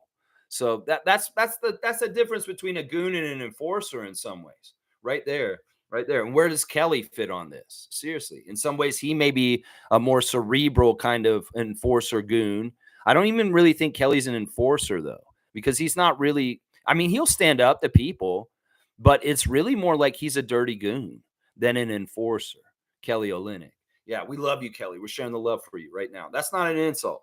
That's not an insult. That's a compliment about your intelligence, about how you can manipulate the game, is what I'm saying right here. Yeah. Milbester's saying, Alan, I saw it was a walk-off. I see what you're encouraging, Allentown. See what you're encouraging. All right, the red card. That's right. Tommy has pulled the red card on you guys. It's a soccer term. Use your baseball conversation. That's right. Alan's saying Summer McIntosh. There you go, Alan. Bring it back somewhere where we can kind of keep it Canadian. Come on now. Bring it back. Mike's saying Kelly's humble nature pushes me to believe it's more enforcer than goon. No. I mean, he's on our team now, Mike, and you want to paint him in a good light. But no, Kelly's a dirty, cheap shot artist to a degree. He's doing weird shit like on the down low. In tie-ups near the basket, he will hold somebody's jersey underneath his arm. Yeah, he'll do that shit, and he'll get away with it, and people won't see it. So there's all kinds of dirty-ass things that Kelly's doing that are absolutely dirty, and I'm here for it because he wears a Raptors red now. So I can't say this is true, and it's consistently been goonish kind of shit that Kelly's done since Boston. Since the very beginning, he was a goon. Miami was a goon. He was a goon in Detroit. He was a goon in Utah also. So, yeah, I can't agree with this. Let's keep going. You can't see me. Okay, Alan Cena. All right, Alan Cena. You can't see me. Smooth saying, I went to a lot of Raptors and Blue Jays games at the Sky Dome, and the Raptors crowds back then were more curious, rooting for other teams. Really impressed with how the franchise has grown, the fan base has grown. Yeah, I've seen this growth too, Smooth. I remember going to a game in the Sky Dome against the Pistons, and Joe Dumars was playing for the Pistons still at that point. And yeah, the other teams, it was kind of like Amalie Arena. The other teams were getting more cheers. In some ways, there were more Bulls fans at that game when the Damon Stoudemire and them beat the Bulls that they shouldn't have beat them that year. There were more Bulls fans in the crowd in some ways than actual true Raptors fans. They were there to see Michael. They were there to see Scottie Pippen and that Chicago Bulls championship team. And in some ways, they were happy that our team won, but also a lot of those people were kind of like, "Oh, wow, I was rooting for the Bulls in some ways." See, that it was just like that. There was no loyalty in our fan base. And part of the reason why I wanted to do this channel and take this to the next level is because I've seen the stages of loyalty in the general Raptors fan since the very beginning. I was bought in right away. This is just the way I am. This is my team, and this is number one. And even though nobody else is going to respect this team as an expansion team, and nobody else is going to believe in them, I'm going to have pride in them and stand up for them. And that is evident by me wearing Toronto Raptors hats in Florida State and when I was going to university in the mid 90s when they were an expansion team. People came up to me and said, "Is that like Barcelona Dragons in the World Football League, Toronto Raptors?" I said, "No, this isn't the NBA. They play the Celtics and the Lakers." "You're lying. I've never heard of this team." It's that kind of stuff. I was standing for them from the beginning. And when I showed up at the Air Canada Center as one of the new hires, when they opened the building brand new in 1999, I was one of the only employees in that building that was more basketball focused than hockey. Every single one of the other people that I worked with, for the most part, were more hockey and Leaf fans. And I was one of the only employees that was like Raptors first. And and being in that environment has shaped me to who I am right now. I'm making this channel. Is that I heard everybody say, "Yeah, these Raptors games are kind of boring. I hate coming to them." The employees were saying shit like that around 99, 2000 in the middle of the arena. So I changed the culture. In some ways, my good friend Thuzy, who's an usher for the Raptors to this day, we started the first clique of kind of employees that worked at the arena that were Raptors fans first and not Leafs fans first. I can name people like Sheldon Campbell, my good friend that made subs with me, my friend Ron Coburn. And this is the thing, these were people of color that were standing with me and rooting for the Raptors first in the middle of that arena that was so hockey centric, so blue and white, and so Leafs everything, Raptors second thought afterwards. And it was a weird time. And it has evolved. You're exactly right. Whether you're talking about going to those games and that our crowd rooting for the other team more than us, whether it was the time of Vince teaching the fans to get up off their ass and make noise in the arena. It used to be Raptors crowds were so quiet. Nobody made a peep. They came to the Raptors games and treated it like it was a movie and that you got popcorn and you just sit there and watch. It was so quiet at Raptors games. It was bugging the hell out of me. In 2000, I would go out into the crowd in my uniform, making subs for Mr. Sub in the concourse, and I would do this stuff like the Spirit Squad that goes there now to throw T-shirts. I was doing that shit 25 years ago for that arena, coming out there and getting the people up. I was like, "Come on, this is a sports game. You're not at dinner theater. You are not supposed to be demure and polite. You're supposed to be getting loud and cheering your team on to win." And I was trying to teach people single-handedly by myself because there was nobody there as far as a Spirit Squad like there is today. And man, I'm proud. I really am, because this is something I wanted 25 years ago to get to this point with our team and the way our crowd comes in there. And I want to make it even more intense, even more crazy. People say that the Raptors crowd is the most like college crowd in the whole entire NBA. Well, we can go even further. And as a leader of positive Raptors fans in this fan nation, I want to push us further as a team of fans as far as how loud and how crazy we can get on defensive chants and making it so hard for the opposing team to do anything of substance or good in our arena. We can be a huge factor as the sixth man on the court, the fans being that energy and being that. We've seen it. We know it. We brought in that Jurassic Park energy from outside, and they felt it on the inside, Paul Pierce. Yeah, they did. And that's what I'm saying right now, y'all, is that we can improve our fan experience and how loud we are for our Raptors team every single year as we get older and older. The young people, you listen to me, you grow up and you cheer even harder than your father did and your mother did before you. That's what I'm saying right now. Yeah, you get me passionate on this, man, because I've seen this evolution too. You've seen it by going to the games and remembering what it was like then. Yeah, I remember too. And I'm so happy where we're at this point, because our fan nation and our crowd at our home is one of the best in the NBA. It absolutely is. And opposing teams, people like LeBron James show respect to our fan nation all the time. When they come to Toronto, they know the fans are coming correct to support the Raptors. Yeah. I'm impressed too, man.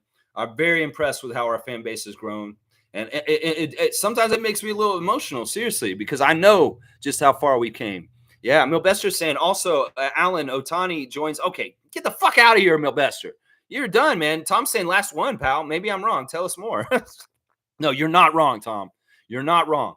These Alan Tam has gotten Milbester off track, and don't listen to Alan if he asks you a baseball question. Seriously, there you go. Raptors. That's right, Tom Duke. Trevor's saying they're saying Amazon founder might be the next Boston Celtics owner, but he's denying it.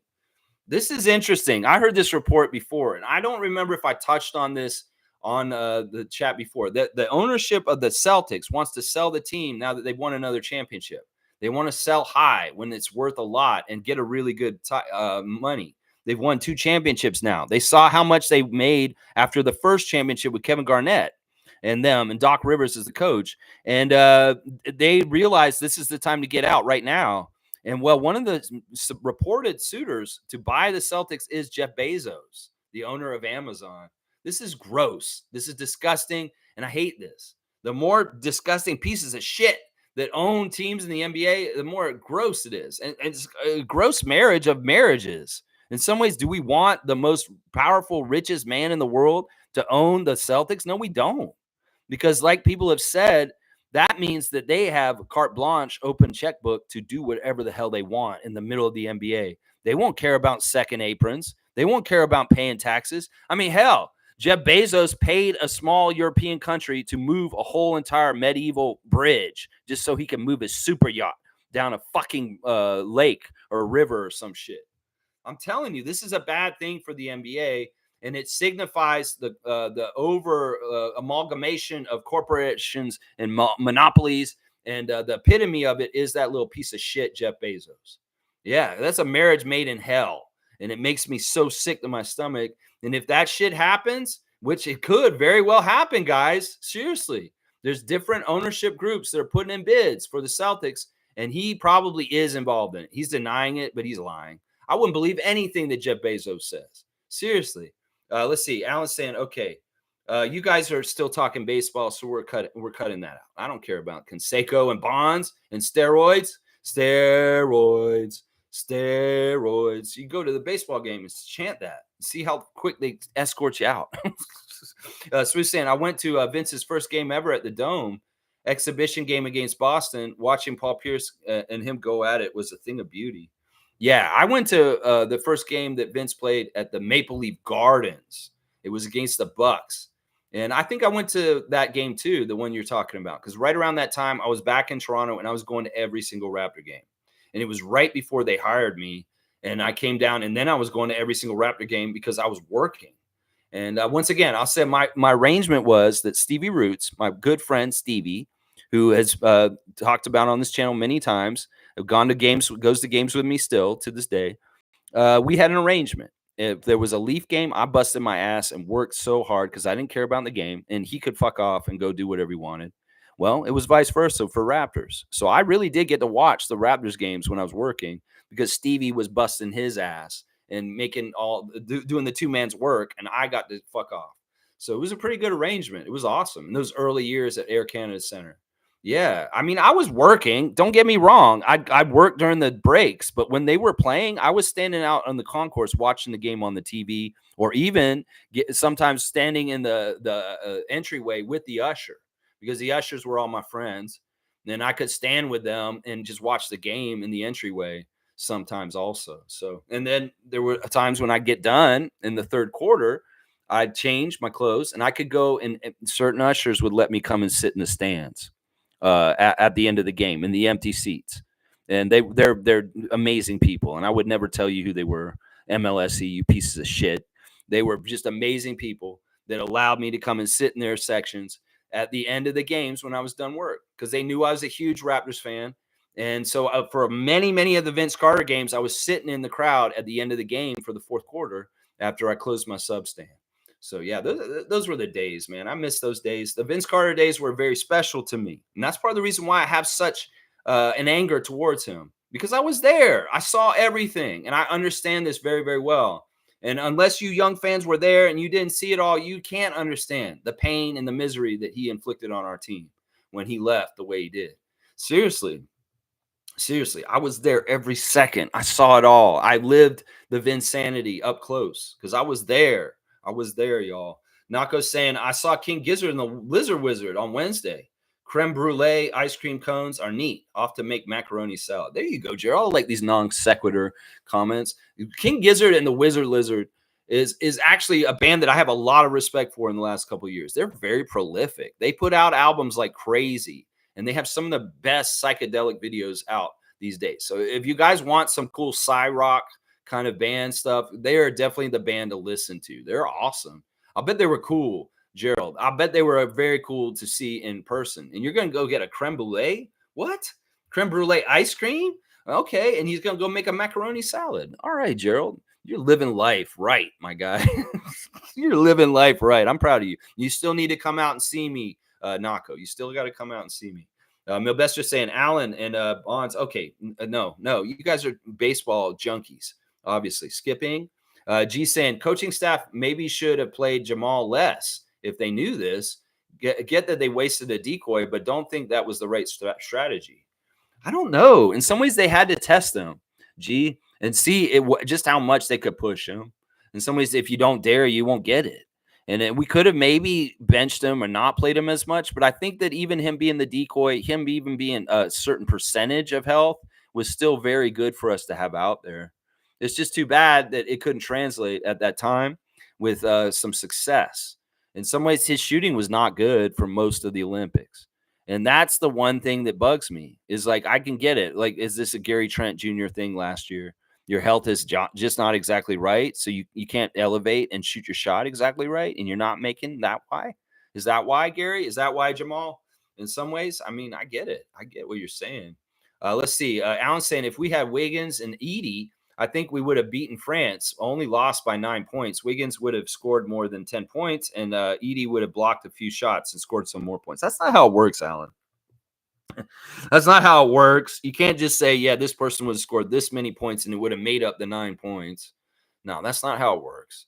Andrew Wiggins, it was the right decision with Andrew. Just trust me on this. And Zach, we had no choice.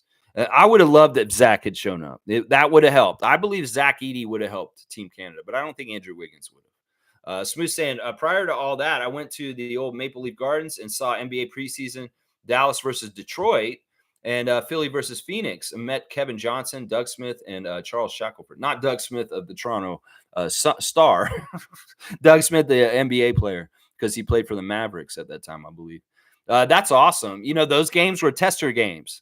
Smooth, testing out the market for the NBA, just like we did this WNBA game a couple of years ago that I went to here in Toronto, testing it out, the market, and see if the demand and the interest is there. And Smooth, you were there to show interest for this market here in Toronto for the NBA. And thank you, because in some ways, you showing up and being at those games and on a ticket, well, that helped us get the Raptors eventually. So kudos to you, Smooth Brown Man. I'm going to give you a 5-pointer for being an important part of supporting the Raptors before the Raptors even showed up, because you went out there and went to some games before they were here. You've got the Brandon Carlson 35. Smooth. There you go. There you go. That's right. Doug Smith, the Dallas Maverick, not the media guy. That's right. That's right. Alex Wong made a little joke about Doug Smith being in the original expansion draft for the Raptors, and it was not Doug Smith of the Toronto Star. No, I'm sure that joke's been done over and over again around Doug Smith.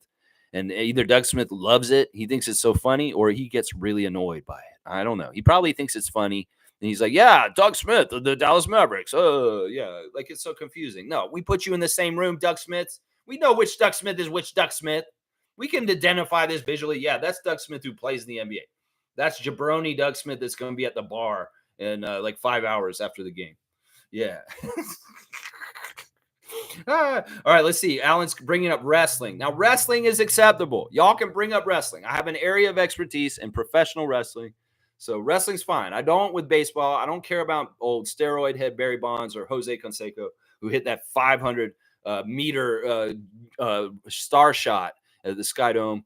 Speaking of wrestling, at the CNE till September the 2nd, Jimmy Hart, Tito Santana, and Jerry Lawler are signing autographs. You told us this already, Alan. All right, it's just your daily tell us that the wrestlers are going to be at the CNE. Go down there and get them to sign stuff. Okay, Jimmy Hart's amazing.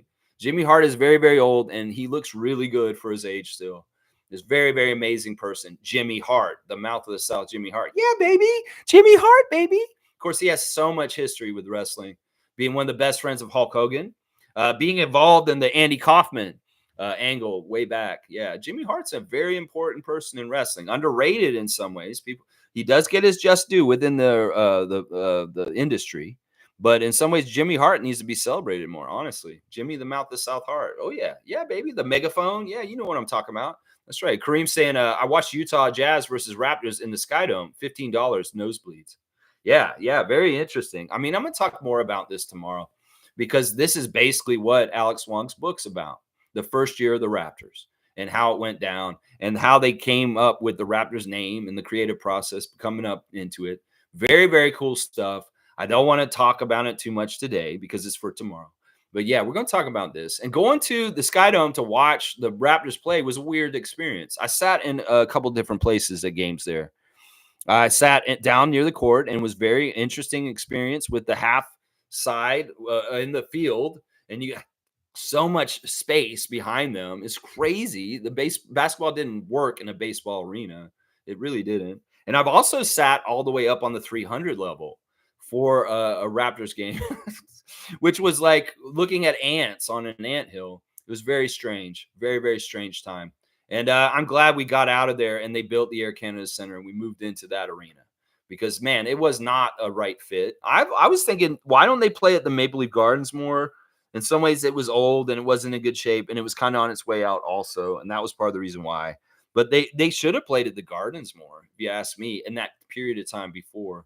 But the Raptors were having a hard time just finding places to practice in the very beginning of our franchise. We came a long, long way. We got the OVO Center now, but before we were practicing at a junior college in downtown Toronto and paying them to get like an hour, and we had to wait around for people like the volleyball team to like finish with the court before we come out there. That's the way it was for the Raptors in the beginning, y'all.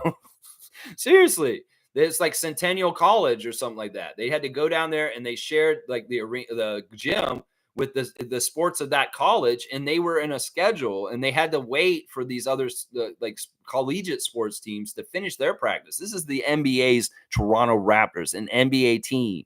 And this is how far we came as an organization. Seriously, this is crazy. Yeah, Smooth saying, I was a boy. Great memories, though. I even spoke to John Sally, talked to him about Akeem. Very cool. That's a great memory. Spider Salary is a verbose, amazing, entertaining person. And I have a lot of respect for the old bad boy, John Sally. That's right. Brian's here. What's up, Freak Nation? Here to hear what y'all think about Kelly today. All right, he's going to write notes, and maybe he'll add some of what we say to his To The Point profile on Kelly Olynyk. Brian's going to do something on Kelly apparently coming up for his season preview stuff. Well, I say this. We think he's a goon. He's a great Canadian, and I'm proud of him for his accomplishments this year, being the captain of Canada at the Olympics, and also being a Toronto Raptor, finally realizing his childhood dream to be on the Raptors. There you go. Bam, son. Alan Tam. Bam, son. All right, Milbester. All right, Comic-Con. You're talking about Comic-Con? Alan, there was wrestlers at Fanatics Fan Fest in New York. Yeah. Last weekend. First Comic-Con for sports ever. Cody Rhodes and others were there and sold out photos ops with other sports league athletes there. Yeah. I mean, that is the thing for old athletes and wrestlers for income is to travel around in those cons and just see fans and get paid for autographs and pictures. It's the industry for them. And some of these wrestlers have come back. It's like it's hip again. It's kind of like the '90s are in style again. Well, old wrestlers are in style in some ways, and there's a big market for this. So it's great because in some ways, wrestlers don't have pension plans from Vince McMahon. No, they don't. They don't get money in their old age. And in some ways, being able to do this to make an income is really important for some of the older wrestlers that are broken down. People like Coco Beware are still on the circuit and traveling around the United States signing autographs. Hacksaw Jim Duggan, Ted DiBiase, Jake the Snake Roberts. These guys are still out there signing these autographs for fans around the world, or mostly in the United States. And it's important. Yeah, Fanatics Fest, they're going to have some wrestlers there. That's right. Mike St. Carter 15 Dino jersey is one of the most sold jerseys ever. It's a part of a legacy set that has Kobe, Yellow Lakers, and Jordan Red Bulls, etc. Yeah. And those guys have statues, Mike. Those guys have statues outside their arenas. And Vince needs to have a statue outside of our arena. In fact, I like that it's outside. If it's outside, once again, I'll explain this. It's for all of Canada. You put it in the arena, it's not as interesting. If it's in the inside on the entryway from the Union Station, that's not as interesting. It needs air. That's what the name is, Air Canada. And in some ways, the Air Canada effect is nationwide. And it's not necessarily about the Raptors at a certain point. It's about the sport of basketball. It's about changing culture. It's about making more opportunities for people that want to do things in basketball in the country of Canada. And that's why this statue is going to be important for this, because that's what it symbolizes to me. It's not necessarily that the man had amazing hops and he's the greatest dunker in the history of the NBA. It symbolizes the growth of the sport of basketball in the country of Canada. And that's why he needs a statue outside of our arena. It's not necessarily for what he did in the game, because in some ways, I've said this, that's sizzle, not steak. The dunks are great and everything, but do they win games? No, they don't. But the effect of the dunks and how it made young people imagine and dream, that is where the stake is right there. It's not necessarily the dunk performance itself, which is extraordinary and probably the greatest in the history of that contest. It's the effect that needs to be celebrated and put on blast. In some ways, that's why it took so long to come around and honor him, is because we had to see the full ramifications of the Air Canada effect and that the Air Canada Carter effect. That's what I'm saying right there. That's right. It's cultural. It's bigger than ball. It's bigger than ball. Let's see. Alan Tam is saying, let's see, I got 20 minutes. Don't fill it up too much, you guys, with your crazy stuff. Your crazy stuff, Alan and Milbester. You're trying to sidetrack me, man. You're trying to sidetrack me. Fan Expo is still on until tomorrow. Today, $71, and tomorrow, $54 admission fee. Are you there working? Alan, are you selling tickets or something? He's like, y'all get down to Fan Expo. I'm selling tickets. I don't know. This man must know. Mike's saying his Nets jerseys were never cool enough to sell like that. Well, the Nets have never had. All right, the Nets had better jerseys way back. When they went to black and white, these jerseys are not anything special. They're very subdued and kind of ordinary. In some ways, this is part of the reason why the Nets have had problems in the last few years, is because their jerseys just kind of bleed into kind of banality and boring, and like there's nothing. It's like they're the default team on the NBA game, the video game. It's like, oh, just black and white jerseys. You're not going to have anything like that. I think that they were much better off with the red, white, and blue colors of the old New Jersey Nets and the different color schemes and stuff like that. I think this black and white stuff that they've been doing is interesting. Dennis loves it. Dennis Schroeder loves it, but honestly, I don't think it does any favors for the team and their win-loss percentage. Let's just put it that way. How about that? Yeah. Wayne's saying, much love to Kelly. I have high hopes for his contribution this season in whatever way the coach and his skill set will allow, plus his health. Very high hope and expectations. You know, in some ways, we've already got the great bonuses of Kelly in that half season of last year. He really had to come in and save us in some ways with Yak and Scotty out. And he did his best. He was a starter. And he got a lot of minutes, and he played in a lot of like stuff. This year, hopefully, he won't have to have such burdens as playing so much and being dependent on so much as he did at the end of last season. So, yeah, I wish all the best for Kelly also. Praise him and say, yeah, health good, and get out there and contribute in winning ways for the Raptors. That's right. That's right. Alan saying Vince is good, but he's crying.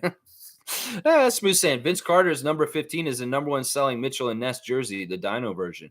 There you go. Mike's saying that too. I know, but I'm saying personally, Amir Johnson is my favorite Raptor number 15. And that's why I would never want to retire the number 15 for Vince Carter because I want to celebrate Amir Johnson still. And in some ways, I think that Amir Johnson, being who he is and what he did for the Raptors, is much more honorable than Vince. Seriously. I'm going to stand on that hill every single time. Hanging with Amir, the things he did with the community and the youth in our city, and he was not all big and flashy and stuff like that. He was a loyal, honorable guy. And in some ways, I can't say that about Vince. In some ways, I can't say he's honorable. In some ways, I can't say he's loyal in any kind of way. And Amir, I will say that about. And that's why I celebrate the 15 of Amir Johnson over the 15 of Vince Carter. That's right. Smith saying as soon as they're in stock, they are gone. Well, that's good. In some ways, listen, dunks will sell jerseys. I mean, Michael Jordan effect is really because of his dunking. You can talk about Air Jordan, the myth, the legend, who he is. It's if you don't have the dunking ability and the crazy dunks that he did, he's nothing. In some ways, you can say the same thing about Vince. If Vince didn't do any of those dunks or anything, he's a nobody. He's a nobody. Seriously. You take Vince Carter's career and without the dunks and the slam dunk competition, he's a nobody in this league. He's just another average NBA player. Seriously. Kobe, well, Kobe's a little different. In some ways, Kobe's not really known for the dunks, although he did have some. It's more about the clutchness and the winning and the cutting edge, like I'm going to compete and beat your ass kind of stuff. That more with that. Yeah. Mike's saying they release special editions as well. I'm not going to say that Vince Carter is not popular as far as his jersey and his history. I'm just trying to keep it real here from a real Raptors perspective, Raptors fans perspective from that time who doesn't forget and isn't too young. Yeah, and isn't this when I was so involved in the Raptors at that time, just like I am now, as far as how diehard and how much I wanted them to win and how loyal I am to the team, just as much now as I was back then in 2005 when this shit went down. And in some ways, if you're not that entrenched and loyal and that caring about the Raptors like I have this whole entire time, you were a casual fan of the Raptors at the time. You didn't really care about them. And you're kind of like, okay, well, Vince left. I'm more a Vince fan anyway. I don't care. The Raptors are a shitty team. There were a lot of fans like that. And that's why I don't trust a lot of people that are pro Vince right now, because they were not team first fans. They were Vince fans first. And I get it. In some ways, he brought your interest in, and he was the everything and everything. But see, I was never that fan. I was always the Raptors first, and that's why I was like, "Oh, you crossed the Raptors? No, you're done with me. You're done with me." Other people went with Vince to the Nets, and they celebrate. They're turncoats. They went with Vince and became Nets fans. Yeah, you're turncoats. You're not real ones. You're not a Raptor freak if you were those kind of fans.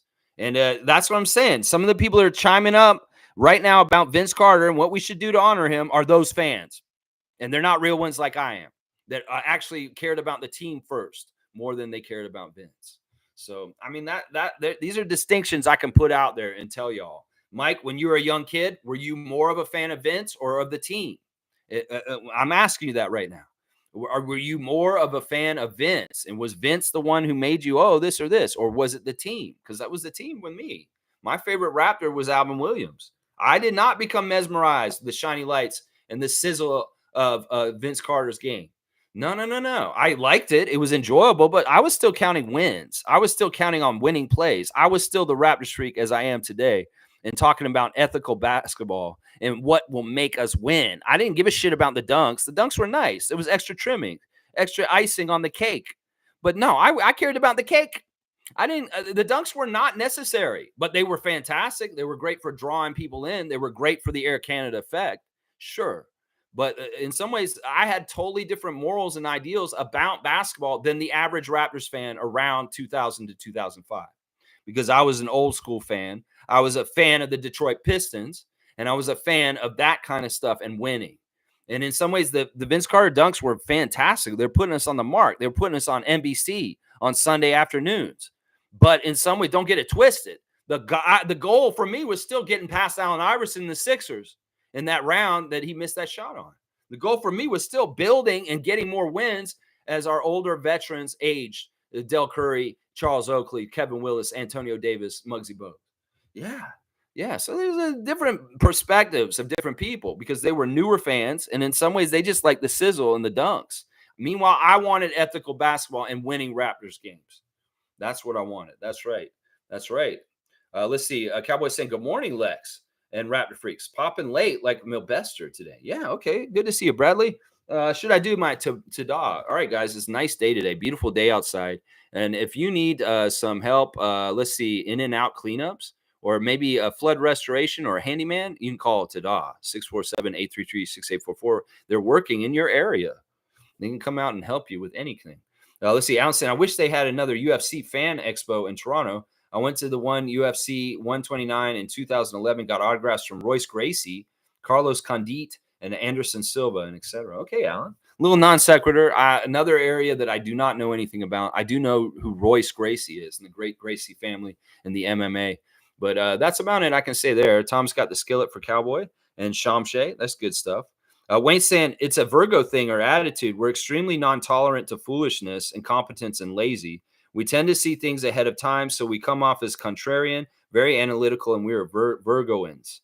All right, I'm gonna give Wayne a dunk because I think that's apropos description, and I won't disagree with it. I'm gonna give him a 3-pointer. You're a 77 George Mirazan guy. You're a Jorge Mirazan or a Luka Doncic, I guess I could say there. Yeah, this is a Virgo trait. Some reason why people don't like Virgos because we can be very anal and very controlling and very organized. And in some ways, we have a low tolerance for people that aren't. That's true. Yeah, what's popping, Alan? All right, what's up? What's up? Yeah, Mike's a Virgo too. Mike, when's your birthday? We need to put you on the birthday calendar. Wayne's on there now. Let's do the birthdays real quick since we're talking about it. Happy birthday to Charlie Villanueva. Talking about Raptors draft picks. Charlie V. It's his birthday today, guys. He's actually turning 40 today. Happy 40th birthday to Charlie Villanueva. Of course, he had the alopecia. And yeah, Charlie was great. He was not here for very long, which was too bad. We traded him to the Bucks. But I thought that Charlie Villanueva had a lot of promise as a young player. And it was interesting that he left and he was gone. But his first year, his rookie year for the Raptors, it was actually a very good rookie year for a Raptor rookie. Also, happy birthday to Phil Handy, assistant coach of the Lakers, Raptors champion with our championship team, as we talked about this on Tuesday at the trivia, ring bearers. And Phil Handy is the distinction of being in the NBA Finals 6 seasons in a row, 4 seasons with the Cleveland Cavaliers as an assistant coach, 1 season with the Raptors, and then 1 season the next year winning the championship also with the Lakers. So, yeah, Phil Handy, happy birthday to you. Assistant coach in basketball mind, Phil Handy. That's right. There's your birthdays. Yeah, tell me your birthday, Mike, so I can add you to the birthday calendar. Cowboys saying Tom Dukes. Tom Dukes. Yeah. Let's go, Kelly. I think he's a great mentor for our young centers. I agree with this. I think he's great. I like the Utah connection between all of our centers with Utah, Utes, Jakob Pertl, and Brendan Carlson. And then we've got Kelly Olynyk of Gonzaga.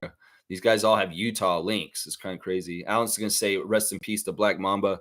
Yeah, we can get behind that. And happy birthday, heavenly birthday to Kobe yesterday. Yeah, there you go. Canada flag. I like that. Mike's saying, I thought a Blizzy was a blunt. No. Blizzy or Glizzy? Blizzy or no, Glizzy. Blizzy? I don't even know at this point. They're calling hot dogs Glizzies or Blizzies or whatever. Blizzy? I don't know. No, these guys were in the meat section of the grocery store I was in yesterday and said, let's get some of these glizzies for the hot dogs or for the grill. And they were in the meat section. There's hot dogs we were talking about. So, yeah, glizzy. Blizzy, I don't know what blizzy is. Isaac saying, Kelly Olynyk, Steve Kerr, Cole's notes. Wow, Ott's coming around full circle with a 360 reverse dunk. Bradley alley-oop style. All right, you like that, Isaac? I guess I'm doing my Canadian kind of thing, bringing up the Coles notes today. Yeah, all right, Isaac, you're going to give me a dunk. All right, I'll take it, man. I'll throw it down just like Vince would. I'll do that reverse windmill. That's right. I'll do it. You know, Jacoby was practicing. I got 107 dunks, by the way. Jacoby was practicing the Vince dunk, guys. He's doing there's a clip of him from yesterday where Jacoby Walters putting the ball through his legs and coming up and slamming it just like Vince. He was practicing it. I wonder what that means in this 30th anniversary season. Jacoby Walter's going to do a tribute to Vince Carter in one of these games coming up where he throws down a Vince Carter dunk in the middle of the game. Can I predict this right now? Seeing as I'm the Raptor Freak and I'm the preview of coming attractions, that I've done a very good job of predicting things, I'm going to predict right now that Jacoby Walter is going to do a Vince Carter dunk in one of these games coming up, and it's going to give him notoriety. And people are going to be like, wow, Jacoby did a tribute to Vince, and it's cool. You're going to remember the Raptor Freak said it first here, right here. Yeah. Cowboys saying, can't wait to see what the name is for the WNBA team. Let's grow. Yeah, I'm excited about this too. They're making allusions to different things about it. They're saying that there's been submissions that have to do with nature. There's been submissions that have to do with Greek mythology. There's been a lot of submissions. And Teresa is just like reveling in it. She loves it. In some ways, I can tell Teresa is a very special person. I think she's neurodivergent, but I think that's part of the reason why she does such a good job at her job, because she's paying attention to every little detail and she's on top of everything. And I'm excited to hear the name too, Cowboy. And I can't wait. I'm going to be freaking out about it. So we're going to hear about it later this week, hopefully, what the WNBA team for Toronto is going to be named. They're going to announce it. I'm pretty sure they're going to do it this week, guys. It'll be by next Friday is what it sounds like. Alan's saying SGA, thumbs up. All right, I can get behind that. Cowboys saying, laugh out loud. Alley-oop to Logical and the ganja farmer Isaac. All right, you want me to give alley-oops to Logical Raptors Fanatic? We'll do a three-pointer for him. Two-pointer, 95. You're going to get the year we started, Mike. You're getting the 30th anniversary year of 95. Also the number of our great Raptor. And you want the ganja farmer Isaac Campbell of Ottawa to get one also. Let's see, where's Isaac on here? Where are we going to give? Isaac is at, we're going to give him a three-pointer. 103. You're at hot 103. We've got all the same hits every hour on the hour. If you want to hear The Weeknd, Drake, Taylor Swift, and Dua Lipa, every hour, every half hour on the half hour, you will hear all those songs in rotation over and over again. That's right. We're 103, hot 103. And we are playing only the hits, 5 hits, same hits every half hour. There you go. There you go. There you go, Isaac. You got the hot 103. Alan's got the ganja out. That's right. I'm not outside. Maybe I need to do a porch show. I haven't done one of those in a while. Get back to nature. Get outside. Maybe, I am brokering more of a relationship with the red squirrels. And a certain squirrel is my friend now. His name's Reddy. I call him Reddy the red squirrel. And I'm starting to name the squirrels in the yard. There's Chunky red squirrel and there's Squeaky red squirrel. And Reddy the red squirrel lives in the tree next to the studio. And one morning I heard something thump on the roof. And he's cutting out green pine cones from like 100 feet up in the top of these pine trees on my yard. I have very, very tall, mature pine trees on my yard, like very beautiful fir trees, mature forest kind of stuff. And Reddy gets up there like 10 stories up in the air. I'm telling you, it's like 10 stories. These trees are huge. Let's just put it that way. And he's gnawing them off and they're plummeting from the tree. And when they hit the branches, it sounds like they're working on the road, construction working. Like I thought, all that banging going on around the corner. Is somebody working on the road in front of my house? And I come around the corner and I see these pine cones plummeting from the tree. I'm like, if I stand too close, that Reddy red squirrel could kill me if he cut a pine cone and it came down and hit me in the head, right? Because it's coming from very high up. And yeah, he chops them down and he goes and collects them afterwards. I'm learning a lot about the nature out here and observation. Lots of observation going on. But yeah, Reddy could have killed me with him chopping out the green pine cones from the top of the trees here. Yeah, I stayed a distance. It's a work zone. It's a work zone. And man, it was scared the hell out of me one morning when I was sleeping. He cut one out at like 7 a.m. and it hit the roof of my studio. Bam. I'm like, oh, crap. And I woke up and I was like, oh, my crap. What's going on here? Yeah, ganja farmer. There you go. Bam, son. All right, there you go. Mike's saying Derek White. Okay, what about Derek White? I don't know what that's about. Alan's saying WNBA potential names, Triceratops, Falcons, or Sauruses Rexes. No, Alan, you're wrong. You're wrong. There's not going to be any dinosaur names. There's no dinosaur names submitted. If people have submitted dinosaur names, they're ignoring them. They're not going to tie it in with the Raptors. My original name was Triceratops. It was Tritops. I wanted it to be the Toronto Tritops, But as soon as MLSC rejected being connected to WNBA, well, that went out the window.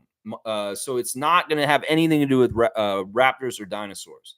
So, Alan, get rid of the Triceratops or the Saurus Rexes.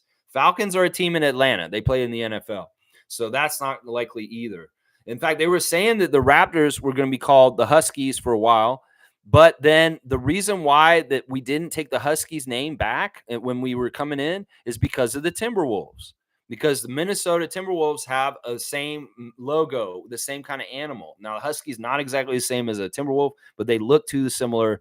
And that was part of the reason why we couldn't revisit the Huskies name when we started the Raptors. So there's all kinds of implications of what is this name already in the market. And Falcons is not going to be involved because the Atlanta Falcons exist. So we got to have a new one. Yeah. Nako saying, Lex, who do you think is better two-way, Hakeem or LeBron? This is a weird question. I've never heard this question before. This is a very interesting person to compare to LeBron, Hakeem Olajuwon. Man, all right. I'm going to say this right now.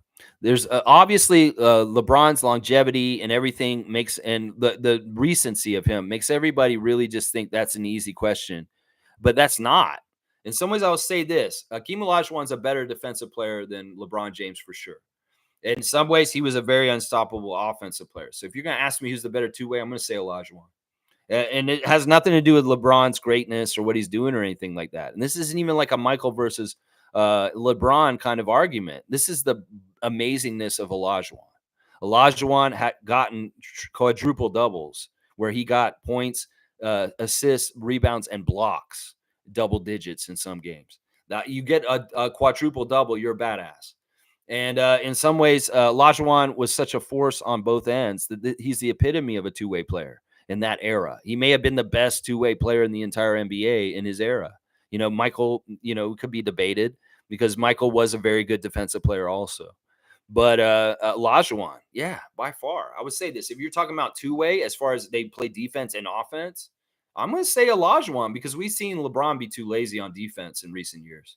Yeah. Mike's saying Draymond is definitely a goon. Oh, yeah. Yeah, see, he'd be on your little chart, and he would definitely be like chaotic evil or something or he'd be something weird. You could make him some sort of chaotic something. He'd be definitely chaotic. He's not chaotic good. He's not chaotic neutral. I think he's chaotic evil in some ways. Or maybe he's just like lawful evil, because he's got the NBA status quo machine behind him and they endorse him doing this. In some ways, he's lawful because Adam Silver allows him to do it. It's not like Rodman. Rodman would not be lawful evil. He wouldn't be. He'd be more chaotic evil. I don't know, Mike. I want to see this. If you make this, I seriously want to see this. I want to see this chart. Seriously. Alan saying Oakley traded for Marcus Camby. That's right. Yeah, we got Oakley from the Knicks when we traded Marcus Camby to the Knicks. That's right. Cowboy saying alley-oop to Uncle St. David. Keep growing, bro. There you go. Keep growing your garden, David. So, yeah, we'll give David a dunk real quick. Let's see where he's at. I know he's up there. David has we're going to give him a three-pointer, 168. 168. He's going for Kareem. I don't know how likely that'll happen, but let's see. Mike saying Camby was traded back to the Raps for Bargnani. Kelly uses hockey logic. If the ref can't see, then use grabbing and et cetera. You push the line to negate larger, stronger players. Yeah. That's why I've said that Kelly Olynyk is such great Canadian content because he plays basketball like hockey. And, people that are turned on the Raptors games while he's on our team, they may see that identity in him, and that's attractive to a hockey fan. Is that like Kelly brings a hockey brain to an NBA game? And that's exactly right. Exactly what you said, Mike. It's the hiding of the grabbing of, jerseys, just like they do in hockey games. Exactly right.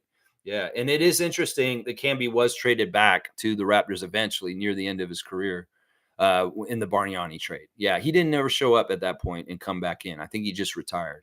Blackhawk saying front office needs to take a page out of the DNC's book and have a section in the arena for content creators, organizations that adapt, get the advantage in controlling the narrative. Well, I've actually thought about this idea. Masai, MLSC, Bobby Webster, everybody involved in that office. If you want the Raptor freaks to start showing up to your games as a contingency regularly and let Monique be our leader in the arena, we will come up and show up, and you can make us a crazy rowdy section of really crazy fans. If you guys wanted to do this, they do this in a lot of other teams. The Thunder have a spirit squad that's like this. The Grizzlies have one also. We could be that group for this organization. Seriously, we're already organized and together. We already know each other really, really well. Masai, you just call the word. The Raptor Freaks are there for you. And you know what? You could give us a discounted group price. You don't have to give us tickets. We'll come down there. We'll pay. It's just you want to put us together and let us be a loud part of the 100 Bowl. That's what I would say right there.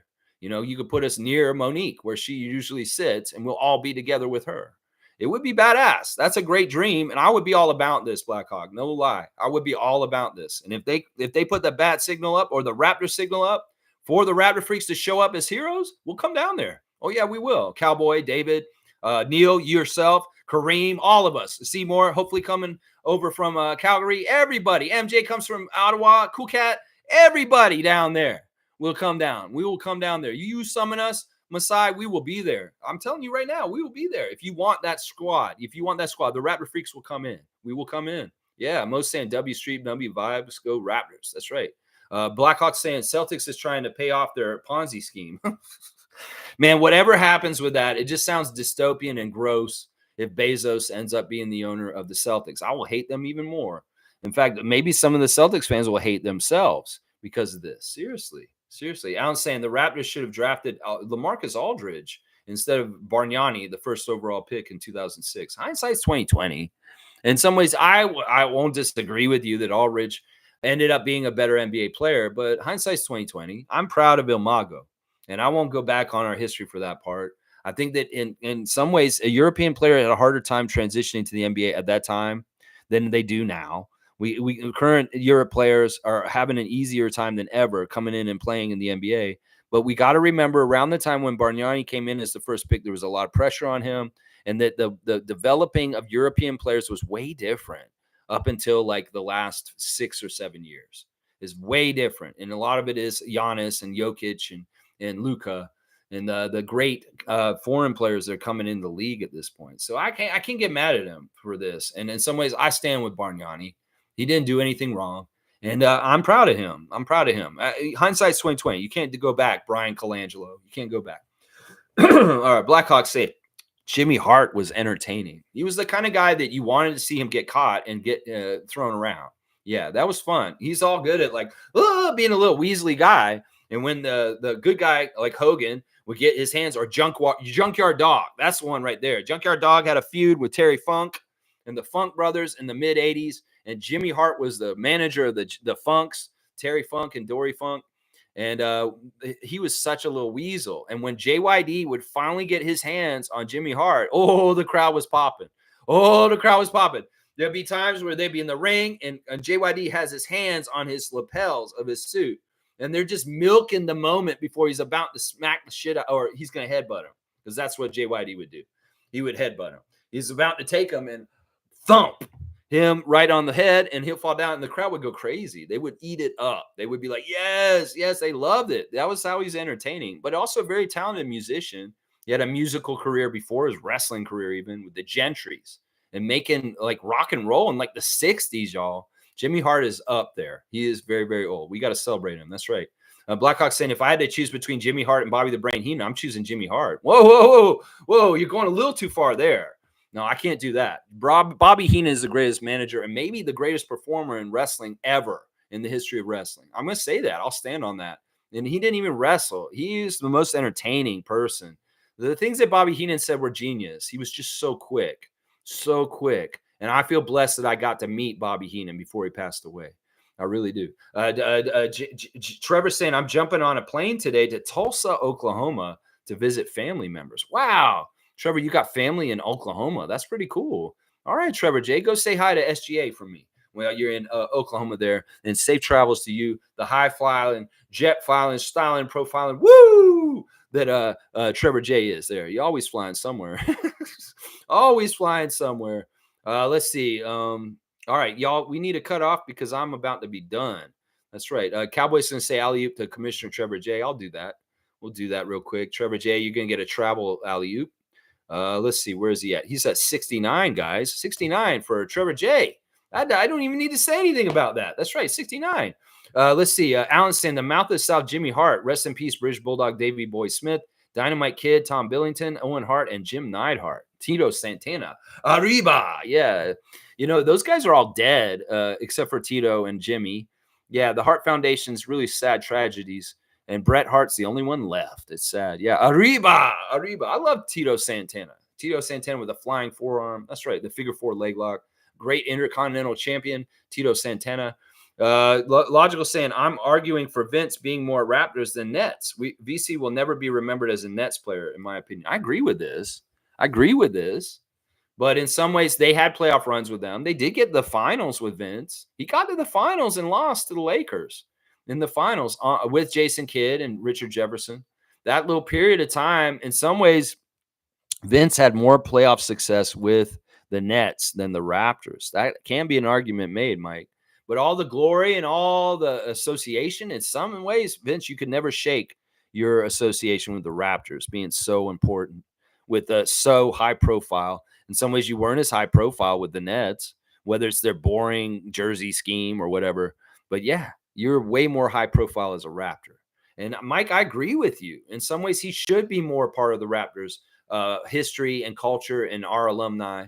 But in some ways, you ask him where he's going and who he's celebrating with. That's part of the choice. And that's part of the reason why I don't like him. It's because he's made it very clear. In some ways, he's going to go and do events in Orlando around the Magic way more than he's going to do stuff with us. It may be a proximity thing because he's from down there and he's around there, but he does way more charity stuff, way more events like camps and things with the Magic, even outside of the Nets and the Raptors. And then he shows up for net stuff. I'm telling you, in some ways, he needs to do some goodwill tour with Raptors Nation if we're going to make this really right. Masai's asked us straight up. He said, we need to have a time to forgive and forget and move on and honor him correctly. I'm trying, Masai. I'm trying. I do work on this in my brain all the time. It's like, man, how can I forgive Vince? How can I forgive him? It's hard. This has been a grudge that I've held for decades now. And I'm not willing to give it up because I still remember. I still don't watch NBC because they screwed over Conan O'Brien for Jay Leno. So you tell me, I'm one of these kind of people that's that loyal. I don't watch NBC because of what they did to Conan. And Vince doing this to the Raptors, well, it's egregiously bad, just like that. And I have a hard time forgiving him. And I'm trying, Masai. I'm telling you, I am. I'm trying. Yeah, real talk. Logical Raptors freak. Yeah. I agree with him. Alan's saying Vince put Raptors on the map, but he was a crybaby. Yeah, I mean, there's some truth in both things you're saying there. Mike's saying it was Mighty Mouse and Doug Christie that started my fandom. There you go. I like that. So Mike was a real one before Vince showed up in some ways. But I'm just saying, Mike, in some ways, you got to figure out, because the NBA has really became a fans of players over teams kind of league. In certain ways, Michael started that, and Kobe continued it, LeBron, and I'm not that kind of fan. I'm a team first fan, and the players are the players, and I hope that they play really well for my team, and I'll root for them. But in some ways, I'm a Raptors fan first. I'm not a Vince fan first. I'm not a Scotty fan first. I'm not a Damon Stoudemire fan first. I'm a Raptors fan first. And that's just how it is. No player above the team. That's right. Let's see. Is Milbester still here? I don't know. He has not commented very much. I skipped over some of his comments, I guess. Tom Duke's got Kelly and the Glizzy on blast. Okay. Let's see. Alan's saying, you guys remember when Antonio Davis went up to the crowd because the Knicks fans were being abusive and confronted a man who he thought was falling back, that his wife was being touched by a fan? I remember that. Yeah, he got really pissed. Somebody was a little aggressive in New York with Antonio Davis's wife, and he was going to enter the stands. And this was before the Ron Artest incident and the Malice in the Palace. So, yeah, that was a scary situation. I don't blame Antonio for that at all. It wasn't like he was going there to deck the guy. He was going there to protect his wife. And that, yeah, I remember that incident. I do. Tom saying, hey, I think there's a birthday tomorrow, isn't there? The birthday's on Monday, but it's coming up. It's Monday, guys. Yeah, Mo's saying it too. Yeah, I don't know. Don't expect me to throw myself a birthday party. I'm not going to. I'll do a Monday moment, but I don't think it's going to have anything to do with me. I celebrated James Harden's birthday last year on the Monday, Saturday Share the Love Club. Remember? He has the same birthday as me. I have the same birthday as Macaulay Culkin and James Harden. I'm the perfect combination of both. All right, let's see. Fiercey's got the birthday cake out for me. That's Monday, y'all. So yeah, Monday. It will be my birthday on Monday, just so y'all know. I can't hide it from y'all. I guess it's on the birthday chart too. Mike is saying, if you know who is in charge of league discipline, laugh out loud. Joe Dumars, the Michigan connection, keeps Draymond in the league. That's an interesting thing that I never thought about as far as connections. I don't know if Joe Dumars is any loyalty to the Michigan Wolverines, though. I will say this.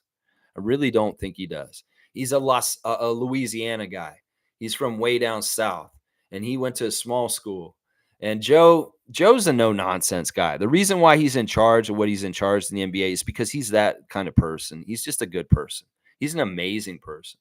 One of the things I found out from reading Alex Wong's book is that Joe Dumars was looked at as being the first president of the Raptors, but he was still playing.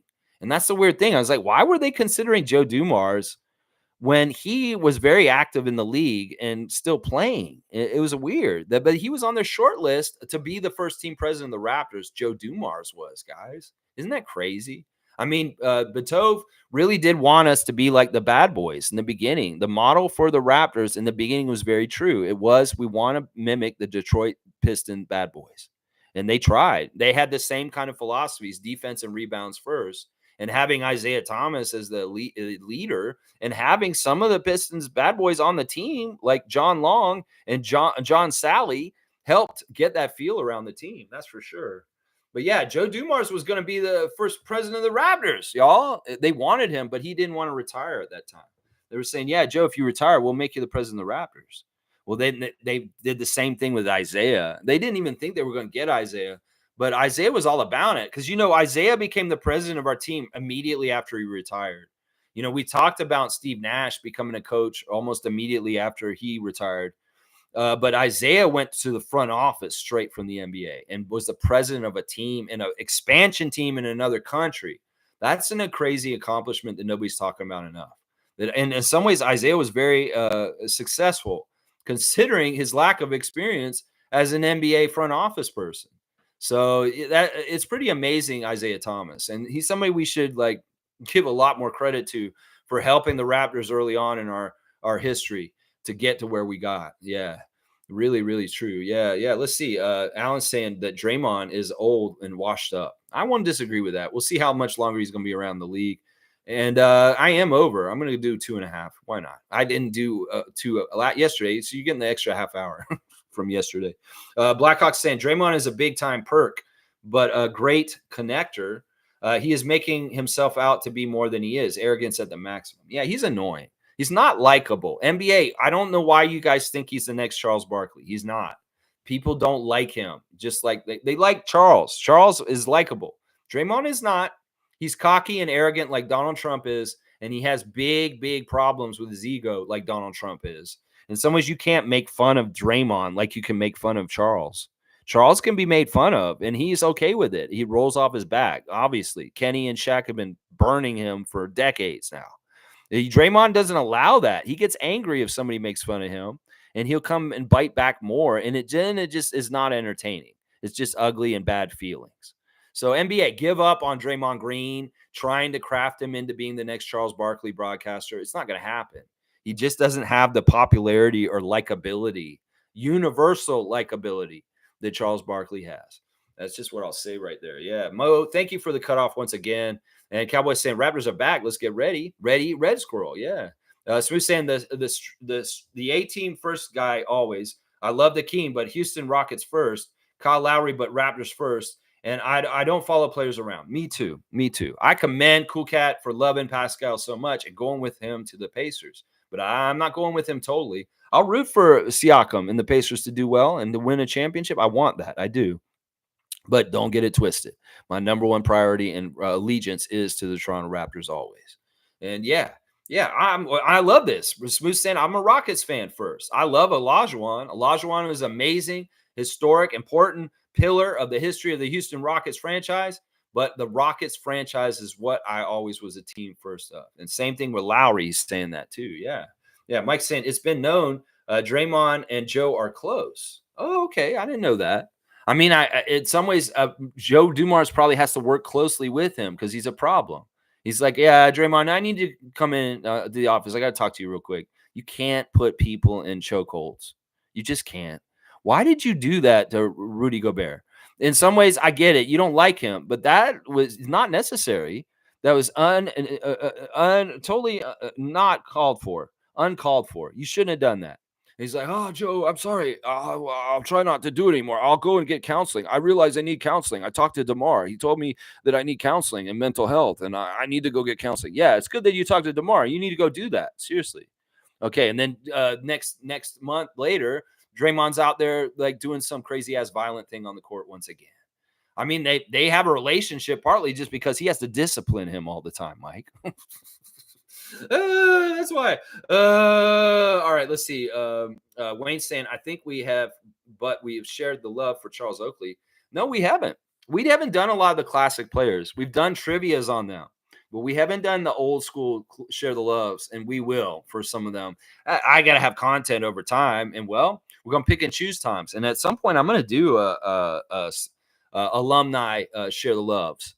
For sure. We will get to him. There's not been a Charles Oakley Share the Love Club yet. There will be at some point, though, I'm sure. Trevor's saying, May 21st, 1921, hundreds of black residents were killed, as known as the Tulsa Race Massacre. Yeah, this is an awful part of the history of the United States that is part of why they don't want to teach this kind of shit.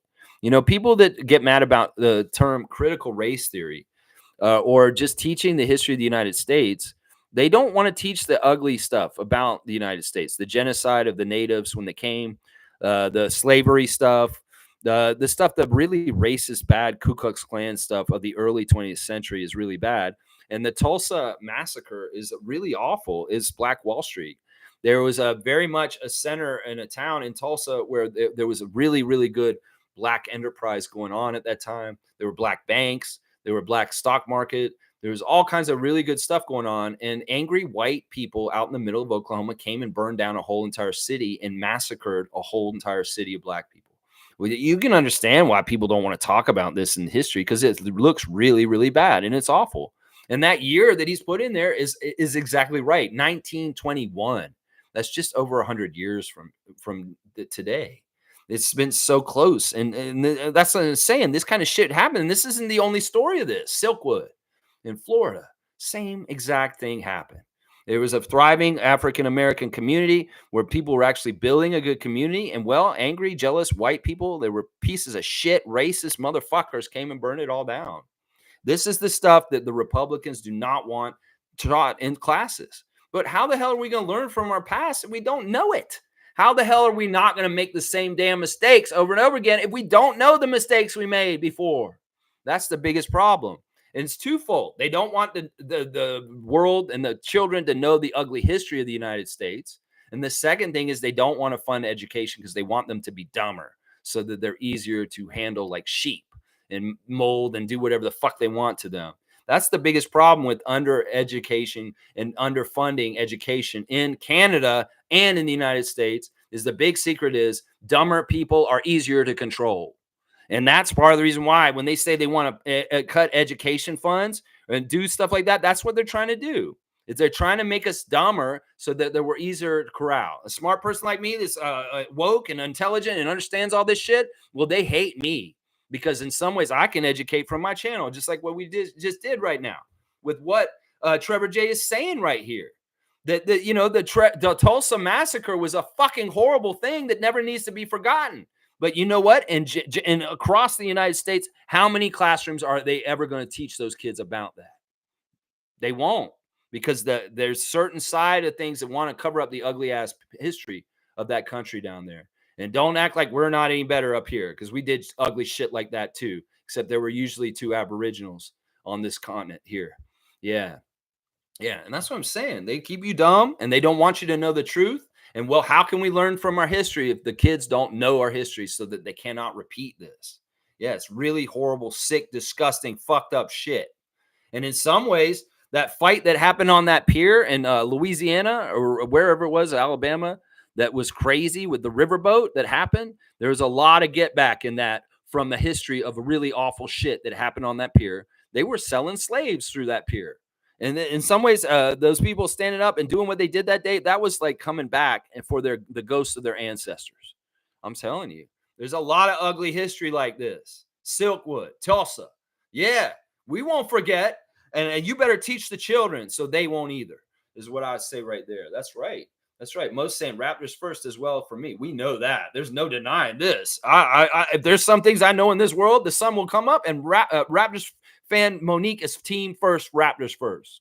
Oh, it's in her DNA. She cannot help but be that way. I know it.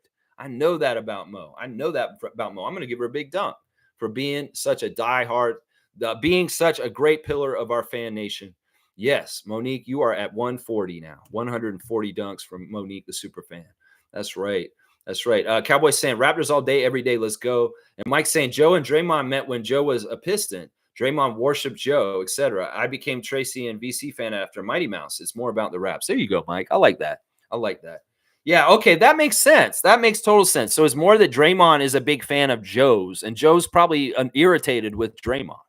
I don't know if they have a relationship other than Joe's just trying to talk to him, talk some sense into him to stop being such an idiot.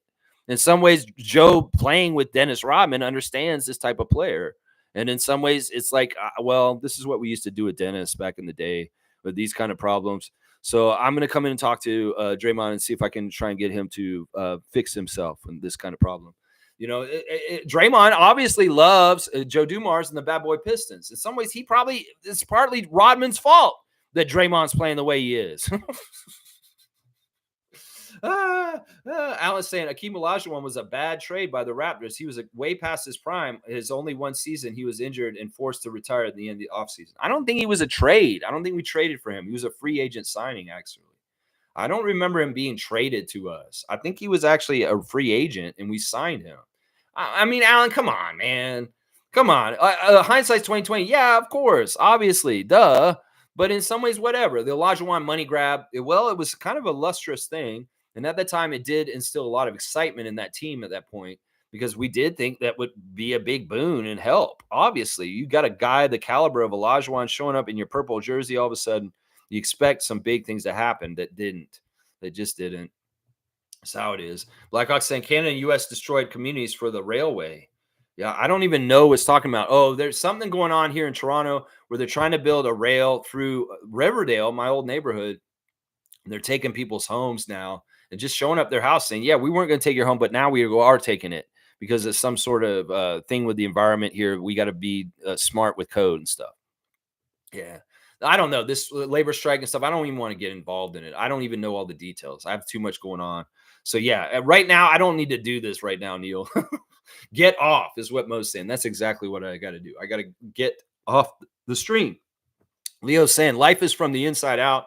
When you shift on the inside, life shifts on the outside. There you go. It starts from the inside and gets you where you're going after that. Check out the community tab. I've got Kensington Variety VIP Club episodes coming out live every single day. Not every single day, but when I was in work 5 years ago, the clip today is interesting because today is the 5-year anniversary. On a Saturday 5 years ago, I saw Terrence Ross walking down the street in Kensington Market, and I yelled at him, and he smiled at me and waved at me.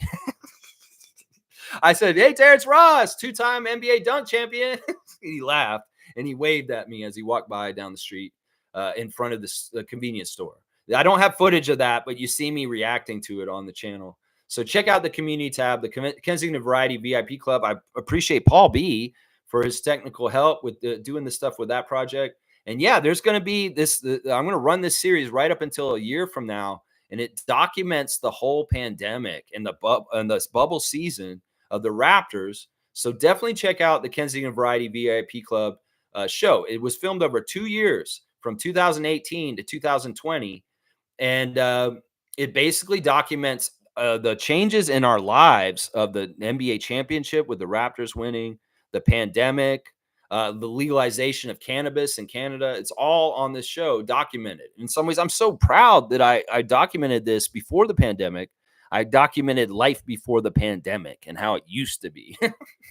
So yeah, check it out. And I even film a couple episodes while on lockdown, like a couple seasons. So that's all going to be coming out over the next year, the 5-year anniversary of COVID. I will have episodes that are reflecting all that. It's really interesting. Mike saying Draymond spent time around the Pistons and modeled his game in the style of the bad boys. The NCAA champion Spartans have opportunities to meet them. Joe ran the Pistons front office for years and scouted Draymond a lot too.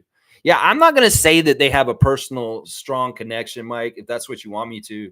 I'll say that maybe Joe Dumars is annoyed with Draymond, and Draymond thinks he's a god. Thinks that Joe's a god, and he's a fan of his. I won't go any further than that. Either way, it doesn't matter. You can beat a dead horse all you want. It doesn't matter.